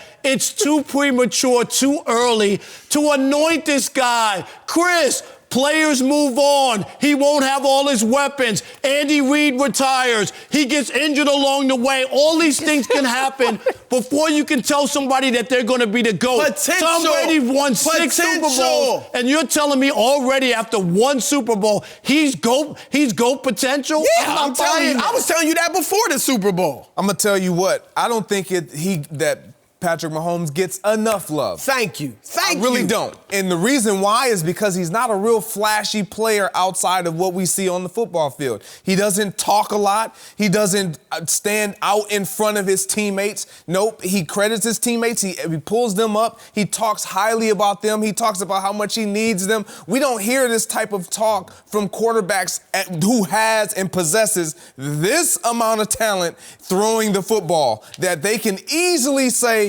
yeah, it's me. He never does that. He always defers to his teammates and his coaching staff and just the guys around him who allow him to be so special and so great. So for him to put up all these numbers and have these accolades, it's phenomenal, but I think he is going to be even greater. He hasn't even scratched the surface. You can sit here and say we're being premature. No, my eye test tells me this is a special player. You can't tell me Greg is going to be better than he was this past year. You want to tell me that? He's going to be better? Listen to what I'm saying. His statistically, he wasn't better this year than last year. But did he improve? Absolutely. Yes. Chris said he was going to throw 50 touchdowns again this year. Did he improve? Yes. When you look at a player like this, it's all about those little things. Chris hit it on the head. When you watched him on the sideline, as a year 2 player, I'm not talking about his year count as far as how many years he's been in the league. I get it. He's been in the league 3 years. But 2 years starting at quarterback, and you've been in the AFC Championship game, and then you have an opportunity to make it to the Super Bowl, and you identify this moment, and you know what it took, and you missed your opportunity last year. Each playoff game, we saw him on the sideline, looking and being the motivation and the motivator for his teammates. He wasn't sitting down with a coach with a pad and guys had to come up to him and tap him on the shoulder and say, Pat, we got you, man. No, I got you. You got me. Right, hold up. Trust the process. Rob, hold on. I gotta This is what we're going to do. When you look at his numbers, we talk about Aaron Rodgers being special and a guy who does not throw the ball to the opponent. In his first 2 years, 58 touchdowns, 20 interceptions. Patrick Mahomes, 76 touchdowns, 18 interceptions. And Rob, that's like what you're missing. The kid is special. It's a different Rob, you're just NFL. going. You're going. Different NFL. No, Rob. Hold here's on. what you're It's a no, different NFL. Rob. Everybody has the numbers are all inflated. Greg, be honest. All the quarterbacks are throwing for more touchdowns But it's not only and about more the yards. numbers, Rob. Hold on. Look at the success he's had. Hold on. No, time out, Rob. You yelled for 3 minutes. Broussard yelled. I'm going to bring some level-headedness to the conversation. No quarterback in NFL history as a starter has had a first 2 seasons this good. No. Nobody. There is none. Ever. Any stat you want, Patrick Mahomes has beaten them in the first 2 years, just the first 2. MVP the first year, they get kind of shafted there in the AFC Championship game, losing in overtime because they lost a coin They get toss. shafted? No. What do you mean? They lost a coin toss in overtime. The guy jumps off sides. Anyways, second year, Mahomes basically breaks his knee in the middle of the season. It looked like it was a season ender. He comes back from it, plays through the injury, wins the Super Bowl. Nobody's done this in NFL history. Now, you're projecting maybe he gets hurt, maybe Andy Reid retires, maybe they pay him $40 million and Tyreek Hill leaves, and that could all happen. But based on what we've seen, you cannot take anything away from the compliments Patrick Mahomes I is getting. already said that from the beginning. I'm not taking away from his career. I'm just saying it's premature. Why? Because You I can't don't. look. No, I He can't. played in the NFL with great quarterbacks. We can look at somebody and watch Did you and watch see. the Super Bowl the first 3.5 quarters? You're going to tell me that you would sit up here if they would have lost, and you would have told me the same exact thing had they lost that game, where he looked awful for 3.5 quarters in the Super Bowl. And if it wasn't for yet another collapse by Kyle Shannon, Stop it. you wouldn't be up here telling me he's going to be the GOAT, Chris. I told you that wouldn't. before the Super Bowl. If he played the way he played in didn't have the no last game for me to say he could be the GOAT. Kyle Shanahan Twice doesn't he even coach did the it. defense. I want you to I'm identify asking you something. after 3.5 quarters. I want you to realize when you something. watched. You're not going to just ask me about 3.5 Why? quarters because I've never seen a football game that only has I'm asking you, Greg. I'm asking you during that 3.5 quarters of watching that with 7 minutes to go. It was arguably were you the saying worst yourself he was going to be the GOAT? Was that your conversation? Let me talk. It was arguably the worst we had seen Pat Mahomes in those first 3.5 quarters in the biggest game of his career. And you would think because he's only in year 2 as a starter, Chris, Jason, you know what? Maybe this stage is too big. Yeah. Maybe he doesn't have what it takes. But you know what he did? He dug deep. He found that greatness that we've identified and that we realize that's in him, Rob. Or was it a collapse by the 49ers? I'm asking what you call it. I don't care what you identify it was a choke job by the 49ers, be honest. He had to do his part, and he did it. And he did it better than what any other quarterback has been doing it for the last 2 years in the time that he's been given. So for what I've seen, he's going to be special. You can take away a lot of his talent. What's going to make him so special, or what has made him so special, is his mentality and his approach to the game, and to give credit to other guys and to make them feel like they are better even than what they really are. He's going to be a special quarterback and is going to continue on this trajectory of success because of that mentality.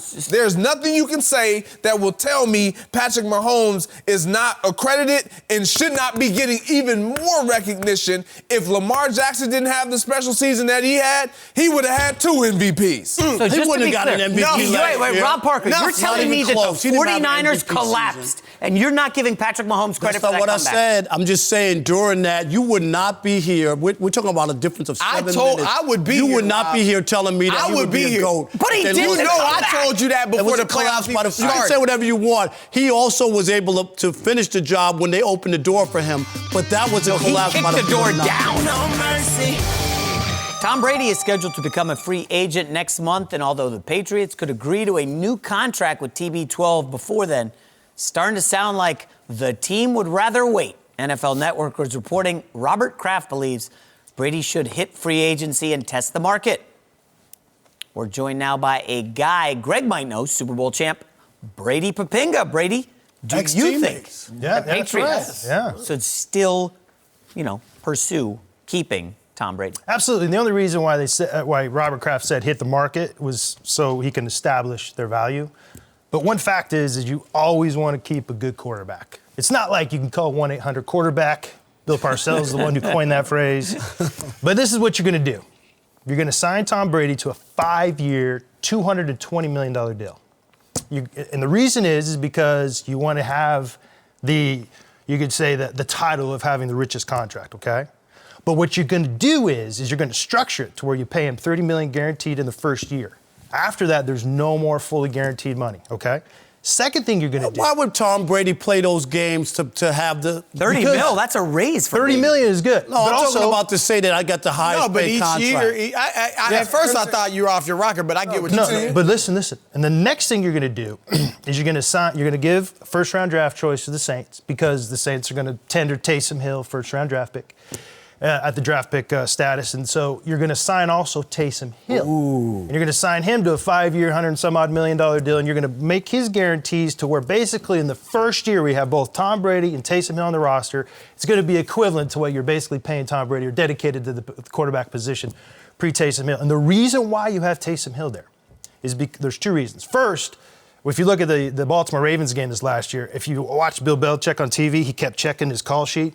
He had no answers. He's like, I don't know what to do. Because they didn't have video that day. So no, they had more than enough video. The reality is the NFL doesn't have an answer for a running quarterback. And Bill Belichick is always at the forefront, always wanting to do the latest and greatest. Taysom Hill will be that guy. The second reason is if you go back to the late 80s, early 90s, Bill Belichick was with the Giants. The Giants would face the 49ers that had Joe Montana and Steve Young almost frequently in the playoffs. And one thing that they would always tell their defenders is this: do not hurt Joe Montana. Why?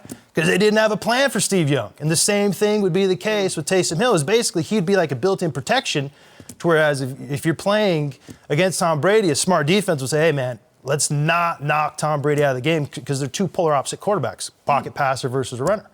So you're basically setting yourself up to where you keep Tom Brady in the house, in the franchise, and if he does well, you can compensate him. You'll have that title of getting the richest, most lucrative contract in the history of the NFL. And then also you'll have an out that if he doesn't perform, you can get out of that and you're not carrying his cap. All right, let me push back on that. So Tom Brady says, hold up. You're bringing in Taysom Hill as a backup? Tom Brady was skittish when Jimmy Garoppolo was drafted. Didn't want him around. Why would Brady sign up for that? He would rather have Jarrett Stidham, who he knows has no fear of overtaking him. Because why is Brady sticking around if Taysom Hill's over his shoulder? See, Robert Kraft, he's a billionaire for a reason, okay? And he understands the dynamics of a market system. And the reason why Robert Kraft right now is publicly saying, hey, go test the market, is because Robert Kraft is looking at the market for a 40-some-odd-year quarterback, how he played last year, and he's saying that it's probably not going to be as robust as Tom Brady's thinking. Chargers, though? Chargers just... Yeah, but they still feel like, hey, we can get a deal that would be competitive or superior to any deal that's going to be on the market. And so when you look at that, and Tom Brady's going, he's going to hit the market, look at his other options, he's going to probably be like, I probably should stay in New England for two reasons. A, they're probably going to pay me a little bit more money because Tom Brady is more valuable to the Patriots than he would be to another team. And then B, staying with the Patriots is his path of least resistance to winning a Super Bowl. And if he's going to, Brady knows he's got 1 or 2 years left. He's not worried about if Taysom Hill comes in. He's worried about, hey, I want to end on top, and I like to get respected. I do believe there is an element of he wants to be the richest quarterback, or at least have that title of having the richest contract. How about he takes the road of Peyton Manning, who moved on, and obviously it was because of an injury or whatever, and they moved on. Andrew Luck. Right? No, but I get that. But I'm saying he was able to go and win another Super Bowl, and I granted he wasn't that quarterback, and it was about the defense, but he won another Super Bowl with another team. For Tom Brady, there's a little something here. I took all these paid discounts all these years. You never paid me top dollar. I go somewhere else. They give me all this love. It's all about Tom Brady, right? I go to the Chargers or some other team, and I get a chance to win. Now I want to get. But think about it though. Think of the structure of the Chargers without Bill Belichick, right? But think of the structure of the Chargers. Do you honestly think in a football world that, hey, I can go to the Chargers and my chances of winning are going to be superior. 2 years They got, ago, they got better weapons. Then if I and win they got a new Super stadium. I think the Chargers would be willing So that to new overpay. stadium is going to get him over the top. They'd be willing to overpay Tom I didn't know that. That's pretty good. I got good a couple insight. questions for you. Number one, I don't think at 43 years old, Tom Brady can carry so talent at the skill positions anymore. So even if you bring him back, how do you upgrade the receivers? You don't upgrade the receivers. See, the thing about Tom Brady is he and Greg knows this as good as anybody. You have to have the same eyes, basically, the same interpretation, the same kind of reaction to what the defense is giving you when you talk about the receiver to the quarterback relationship. So what Tom Brady's done year in and year out, he would work in the offseason with whoever wide receivers he had to develop that same perspective. Last year, he didn't have that opportunity. That's because they had a Rolodex of receivers coming in that they couldn't develop that chemistry. So all you got to do is give Tom Brady the same guys. Really? Give him a full offseason to be able to get on the same page. Yeah, they don't. He was frustrated. He an wanted all-star Antonio receiver. Brown. I was with you all the way up until that. Right. They need more. For me, I think number one, the best situation for Tom Brady is the Patriots. And to your point, no team will value him more than the New England Patriots because of the level of success that he's been able to provide for that organization. So we get that. Number two, they definitely need to upgrade the personnel around him in order for him, I believe, to really entertain coming back and staying, which means he knows he's not the same Tom Brady he once was, so he's not going to carry the load. He's not the Tom Brady of 5, 6, 7 years ago where it was all about him and he could elevate the level of play of the guys around him. That's not the case anymore. He needs guys that will kind of help him out and elevate his level of play. Get him, not that he needs to be excited to play or that he's going to be elevated because of what you provide, but if you have a bona fide receiver and a tight end that I can count on, dependable, that's going to be where I need you to be, that's going to make the catches that I need you to make. You mean like the Chargers? No, the Chargers, yes, but what I'm saying is the Patriots will value him more. And the culture will be different. And going to a different place, it sounds good. Trust me. I've done it. A lot of guys do it. In theory. It sounds really good. But when you leave what you had and it worked, and it works, and you've had success, and then you go somewhere else, you're not valued the same. So if you don't produce that level of success right away, you're expendable a lot quicker than you are with the team that originally you were with. So I just don't see him going somewhere else. So Brady, if you're the Chargers, do you say, hey, we got a new stadium, we just lost the face of our franchise, man, we are hurting. Let's overpay Tom Brady. If the Patriots say $28 million, we're going $35 million. Should the Chargers overpay to bring in Brady?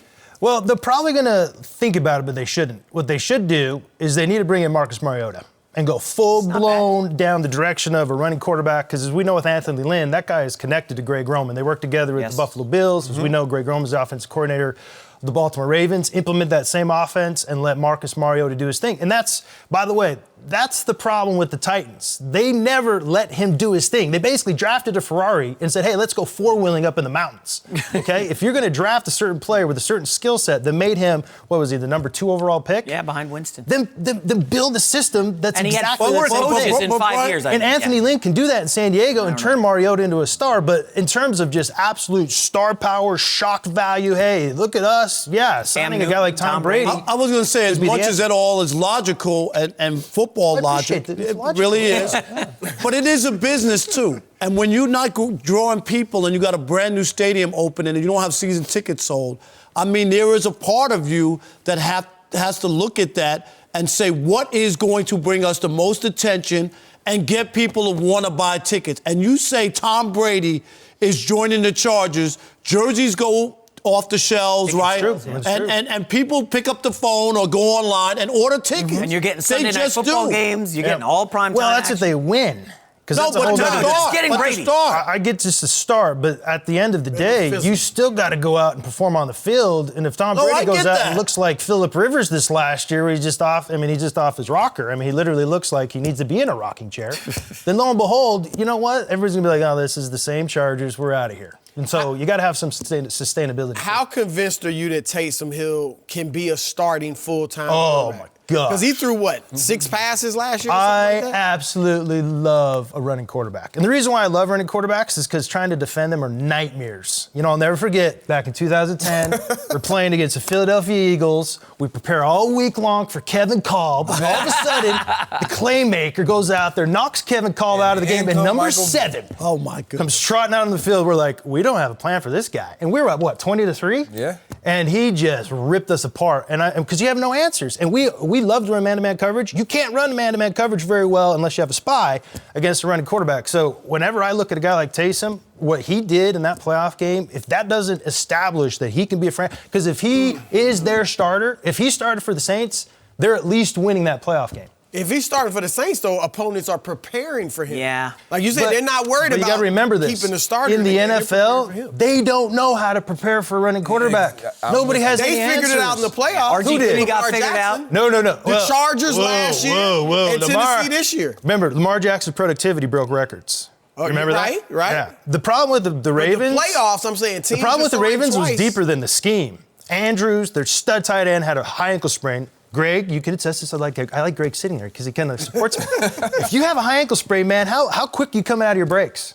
Not too. If all of a sudden the ball's thrown a little high and you got to jump off that right ankle, how high are you going to get? Not very high. And that was Andrew's problem. And he was the binky, as we call it, to the quarterback. You know, that's what, like we talk about Tom Brady, he needs that. But the reality is that's what was the issue, wasn't the scheme. Good stuff, Brady. No mercy. USA basketball announced 44 finalists in the running to make the 2020 Tokyo Olympics roster.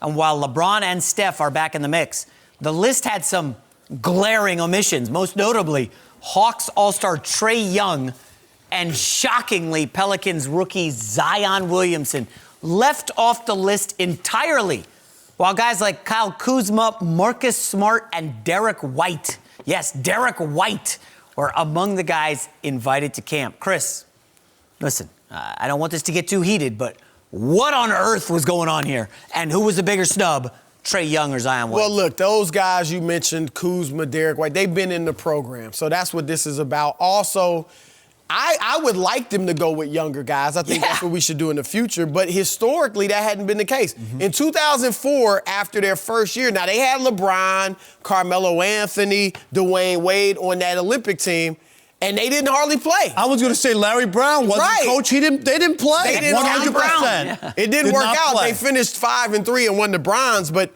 my point is, this is what they do with younger players. Now, I agree with you. Both of those guys, Zion and Trae, should have been invited. 100%.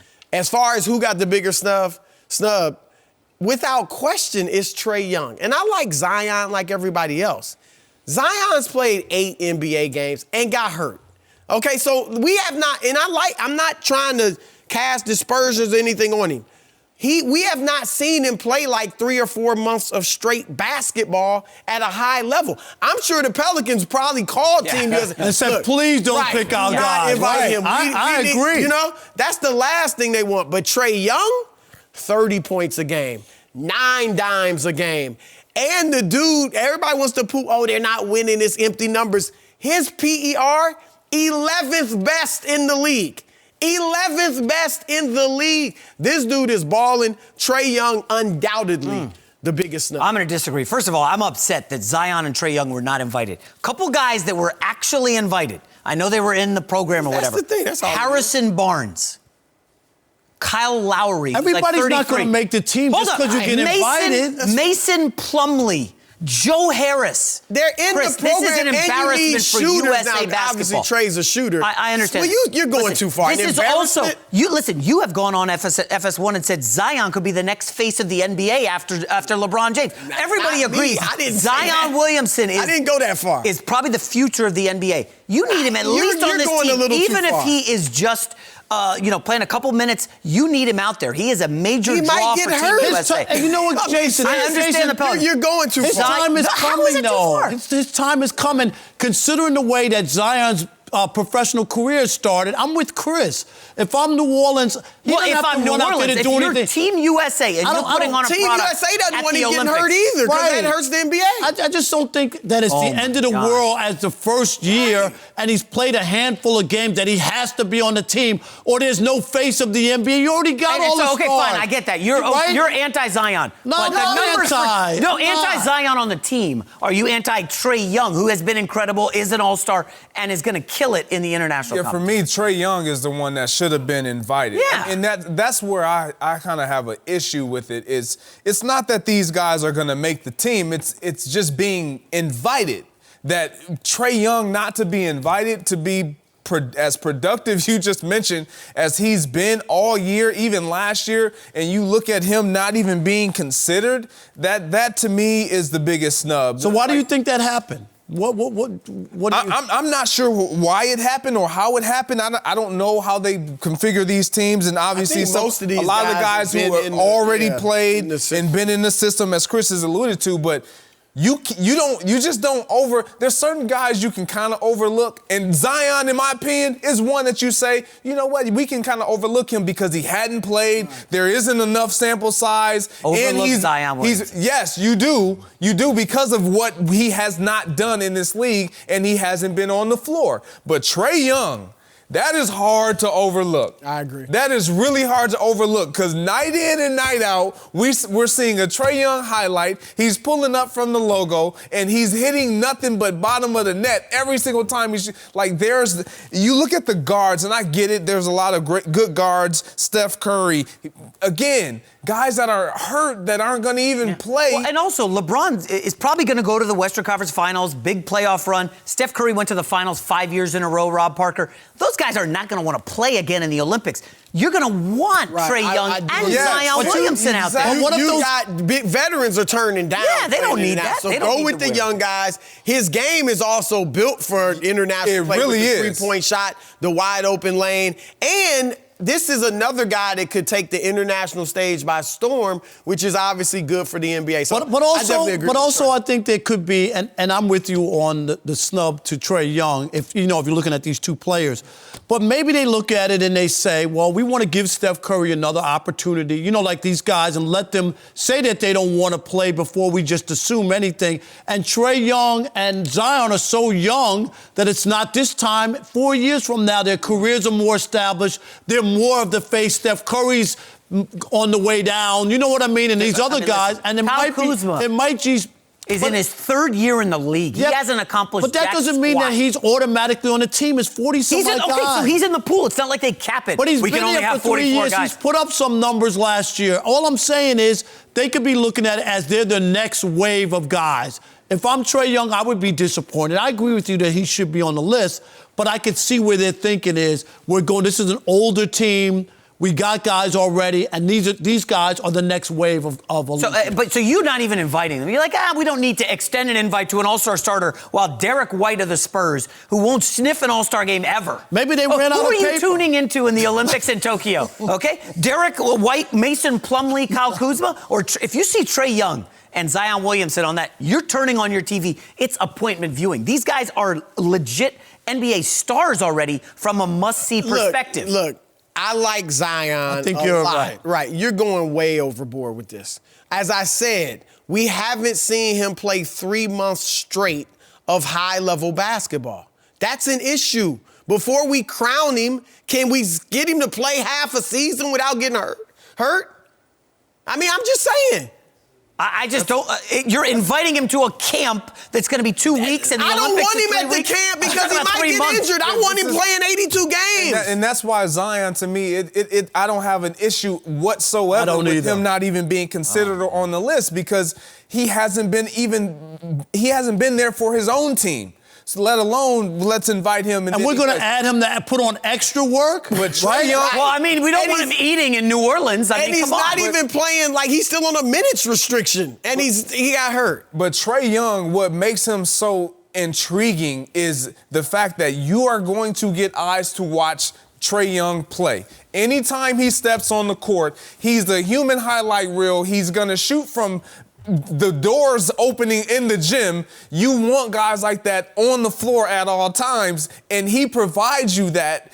I don't see how you overlook. Shoot, even Devin Booker getting snubbed for the All-Star team. He's on this list, which he deserves clearly to be on this list. But then you mentioned guys like Derek White. I mean, Marcus Smart. You don't need defensive sound, tough guys. Yeah. Like, come on. This team is poorly constructed. Okay. Look, I'll give you that. Chris, Only explanation can be that they're in the USA Team USA system. So, Chris, think a varsity basketball team has a postseason tournament. They're going to bring up maybe a couple of the great freshmen who have promise, who are going to be something in a few years, to be along for the ride, experience what life is like at the Olympics, be in the village, the touring and all that stuff.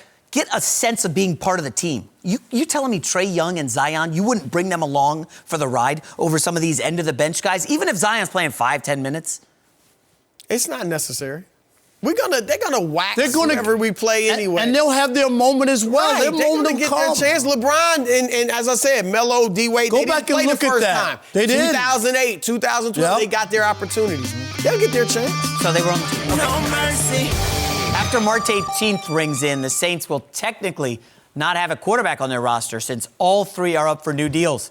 Both Teddy Bridgewater and Taysom Hill want to stay in New Orleans, but Sean Payton has insisted he sees a potential future for Hill at quarterback, comparing his late bloomer potential to that of Hall of Famer Steve Young. Hill recently told the AP he's viewing himself as a full-time franchise quarterback. Greg Jennings, funny, I'm also viewing myself as a full-time franchise quarterback. But should the Saints move on from Breeze and go all in on Taysom Hill? They should definitely move on from Drew Brees. But go all in on Taysom Hill, no. I would go all in on Teddy Bridgewater, which is what I think they will do and what they did do this past season. When they had the chance to insert Taysom Hill or Teddy Bridgewater, who did we see out there for the 5 games? We saw Teddy Bridgewater. And they did well. And they won all 5 of those games. However, Taysom Hill, he does provide this excitement at quarterback. And I do believe he would be successful at quarterback in this league. When we look at the Lamar Jacksons, the Deshaun Watsons, and the Russell Wilsons of the league, and this running kind of epidemic that we're seeing the quarterbacks go on at that position, the time for a stand-in-the-pocket quarterback without being mobile, that's about done. And so with Taysom Hill, when you look at what he was able to do in that playoff game, he will provide some team with a spark at quarterback. And you know, we were talking, Brady Papinga just was here recently. He played defense. He understands what it's like to be stressed as a defender against a running type of a quarterback. Colin Kaepernick's. These guys, they come and they splash, and sometimes they don't have longevity of careers because they never develop in the passing game. And why do I mention that? Because Lamar Jackson, we've seen him literally make a splash, but he's developing himself as a passer more than ever. Why? Because he understands that's how I'm going to have the longevity. And with Taysom Hill, he can definitely throw the football. He can catch the football. He can run the football. He's a very physical, durable type of guy. So I like him in a situation that you're building an offense around his skill set. But to keep him over Teddy Bridgewater in New Orleans, I wouldn't do that. Look, I don't think they should move on from Drew Brees. He's 41 years old. I get it. He played well last year. Not in that playoff game. Okay, one Thank game. you, Greg. One game. Now I'm getting rid of it. There ain't no one game. He led the league in completion percentage yet again. He averaged 271 yards passing a game. Yet again, he was 27 touchdowns, 4 interceptions. Yet again, I mean, this is not Tom Brady or Peyton Manning at the end. Drew Brees still has it. I get it. There might be some decline, but you know this, Greg. Your Super Bowl window is short. And right now, New Orleans is in that window. So I'm going on Brees on 1-year deals. I'll let him play next year. And if he falls off, we'll move on. Because I keep one of the two. And I'm with you on this. I would keep Teddy Bridgewater. He's proven to be a winner. What was he, 22-12 in his career as a starter. And last year, if you look at the overall numbers, you might say, well, he only averaged like 160 yards passing a game when they went 5-0 this year. Game manager. But look at hold on. His last 3 starts this year with New Orleans, he averaged 278 yards passing a game. So they started him out slowly as a game manager. Then as time went on, they started letting him throw the football. So and I think Bridgewater, if you went to him and said, look, we're going to keep Drew one more year. We think we still can win a Super Bowl this year. You're our guy next year. I think Bridgewater would stay. He already did that in the past. And if you have to let him go, because he threw 6 passes last year. I like him, like you said, situationally and all that, but he threw 6 passes, completed 3 for 55 yards. So let's slow down on Chris, you could argue he was one of the best bargains in the league. He made $645,000. He helped you on special teams. He was essential. He's a great football player. That doesn't mean he's a great quarterback. Well, that's where we agree. I'm with Broussard here. This idea to move on from Drew Brees is a little bit crazy. No, I'm with Greg. I'm done with Drew Brees. What? If I'm New Orleans. Drew Brees, the last 3 years in the playoffs, 10 touchdowns, 6 picks, 69% completion, just okay. They were 2-3. And that game that everybody cried about when they had the pass interference, they got the ball back. You want to go back and watch what Drew Brees did at the end of that game? They still had a chance to win that game, Greg, even with that horrendous penalty, and he didn't play well enough. So all I'm saying is I'd rather let him go a year too early than a year too late. There's no reason. It's the time. Contract 41. Move on and go. And Teddy Bridgewater's sitting right there. Even if he's not your long-range guy, he's the bridge guy. 100%. He's the bridge guy, and then you go draft somebody and then develop that guy, but you got Teddy Bridgewater for the next 2 or 3 years until that guy's you get want there. Bridgewater as a starter and Taysom Hill as a backup. Even though Taysom Hill just said, I want to be a franchise guy somewhere. If I think that he has that potential and I could bring him along, but you have a guy who could step in right away. You're living in the past on Drew Brees. Why are we living in the past on Teddy Bridgewater, who was hurt in college and he's now hurt in the NFL every year? He's healthy now. He played well in 5 games. He's healthy now, though. For now. You're ready to give it to Taysom Hill? No, I'm not. No, I'm not. I am ready to keep Drew Brees. I want to keep Drew Brees and keep Taysom Hill as my backup. Keep Drew Brees until Drew Brees is ready to go. And that's the problem I have. Oh, really? The Super Bowl quarterback, Drew Brees? Exactly, because there's other Super Bowl talent that they have on that team that won with him. But he won the only guy. But are you still wanting to keep them? Exactly. That's the problem. The reason why I struggle with this is because as a quarterback, you're always given the benefit of the doubt because the idea is, well, there are not a lot of them out there. No, that's your job to go and find one and get one that fits and that will work with whatever it is you can provide and create around them that will make your team a better player. If they believe that Taysom Hill is that guy, then let Drew Brees go somewhere else. You obviously let Drew Brees go somewhere else. Let him go somewhere else. Oh, come on, Greg. Why not give him one more? You're going to let the face of your franchise, the guy who won you a Super Bowl, just go wherever. I understand that, but that's the problem. We're quick to throw away a running back or a receiver or anyone else, but the quarterback. Because the quarterback's the most important position in sports. The quarterback's getting more love than the receivers. Absolutely, that's what this. No, that's not what this is all about. But look at what the Chargers did. The level of play is declining. Let's just admit it. Really? Wait. Last year he threw for 5 touchdowns and 350 yards against the 49ers. Did we forget that? No, we didn't forget that. But when I needed you most, look what you provided me. If we talk about Pat Mahomes, you talk about Pat Mahomes. If Pat Mahomes did this, then it's like, wait a minute, what's going on? But wait, Kirk Cousins drove down the field against a defense. Drew Brees ain't playing cornerback. Kirk Cousins made all the throws down the field in overtime. He did, and Drew Brees did not do that. Right.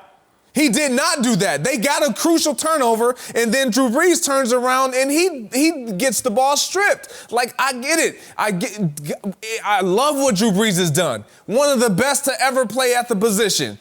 in New Orleans. He changed the landscape of that organization, that franchise, in a crucial moment after Katrina. Yeah. But there's always a time when you have to identify it is time to move on. Let me tell you. And we have an option in-house that we can In move Bridgewater on. or Hill? Both. In Bridgewater. But Bridgewater's ready right now, and it's just like I give the Chargers credit.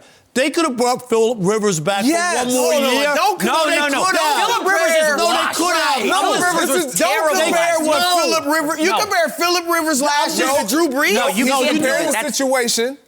The situation. Right, it's the situation, Chris. I'm not saying they're equal players. The easy thing for the Chargers to do is say, oh, Phillip had a bad year. Let's just bring him back again. 'Cause he's been here. He's been here forever. You can't You do didn't that. have No, a bad Phillip Rivers year. doesn't That's want to the be there. He difference. moved across the country Who to said Florida. Jay Glazer reported it. Fox said he moved across the country No, but- to Florida. And Drew he Brees didn't is have not a leaving good New year. Orleans. Drew Brees had a good year. Yeah, you cannot kick Drew Brees out. We got to run this back Rivers tomorrow. threw 5 times the amount of My God. interceptions as Brees. No mercy. Imagine Brian Cashman and the Yankees deciding whether to face the Red Sox or avoid them in the first round of the postseason. All on live TV. Sounds exciting.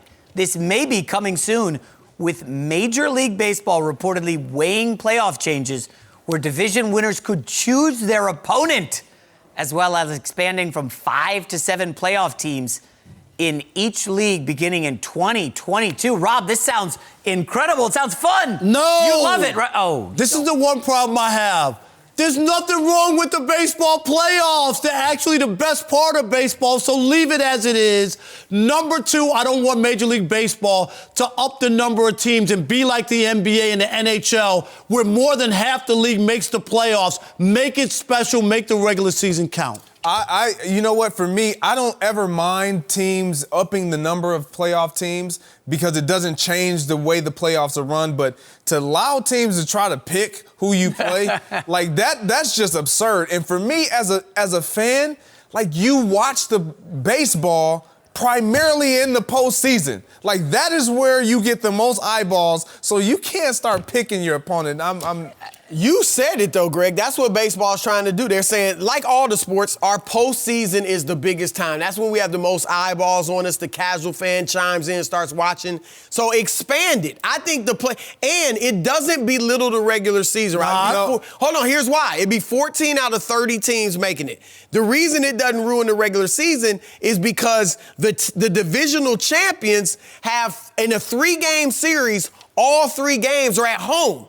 So now that it matters. Yeah, you get another team gets in the playoffs, but they still have to play all 3 of their games on the road. I kinda that like it. means the regular season counts. Change is I'm with good. you, though. This Bush League is street ball, picking your opponent. That's cool. That's fun. No, That's it's not. different. No league It's is doing not. that. We don't need Remember, to do that. Baseball in the fall up against the NFL. This is interesting. No. It's very exciting. I like new And stuff, managers aren't going to want it either. They're not. You give your opponent. I've never heard motivation. anybody complain about Pick- baseball playoffs. Right. Like, You don't seriously. pick your opponent. You earn who you play by the way you play Right. and perform in the postseason. All right, that'll be it for us. I think we're back tomorrow, maybe 9:30 Eastern.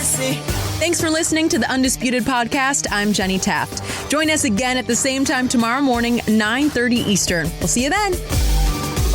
Fox Sports. One of one.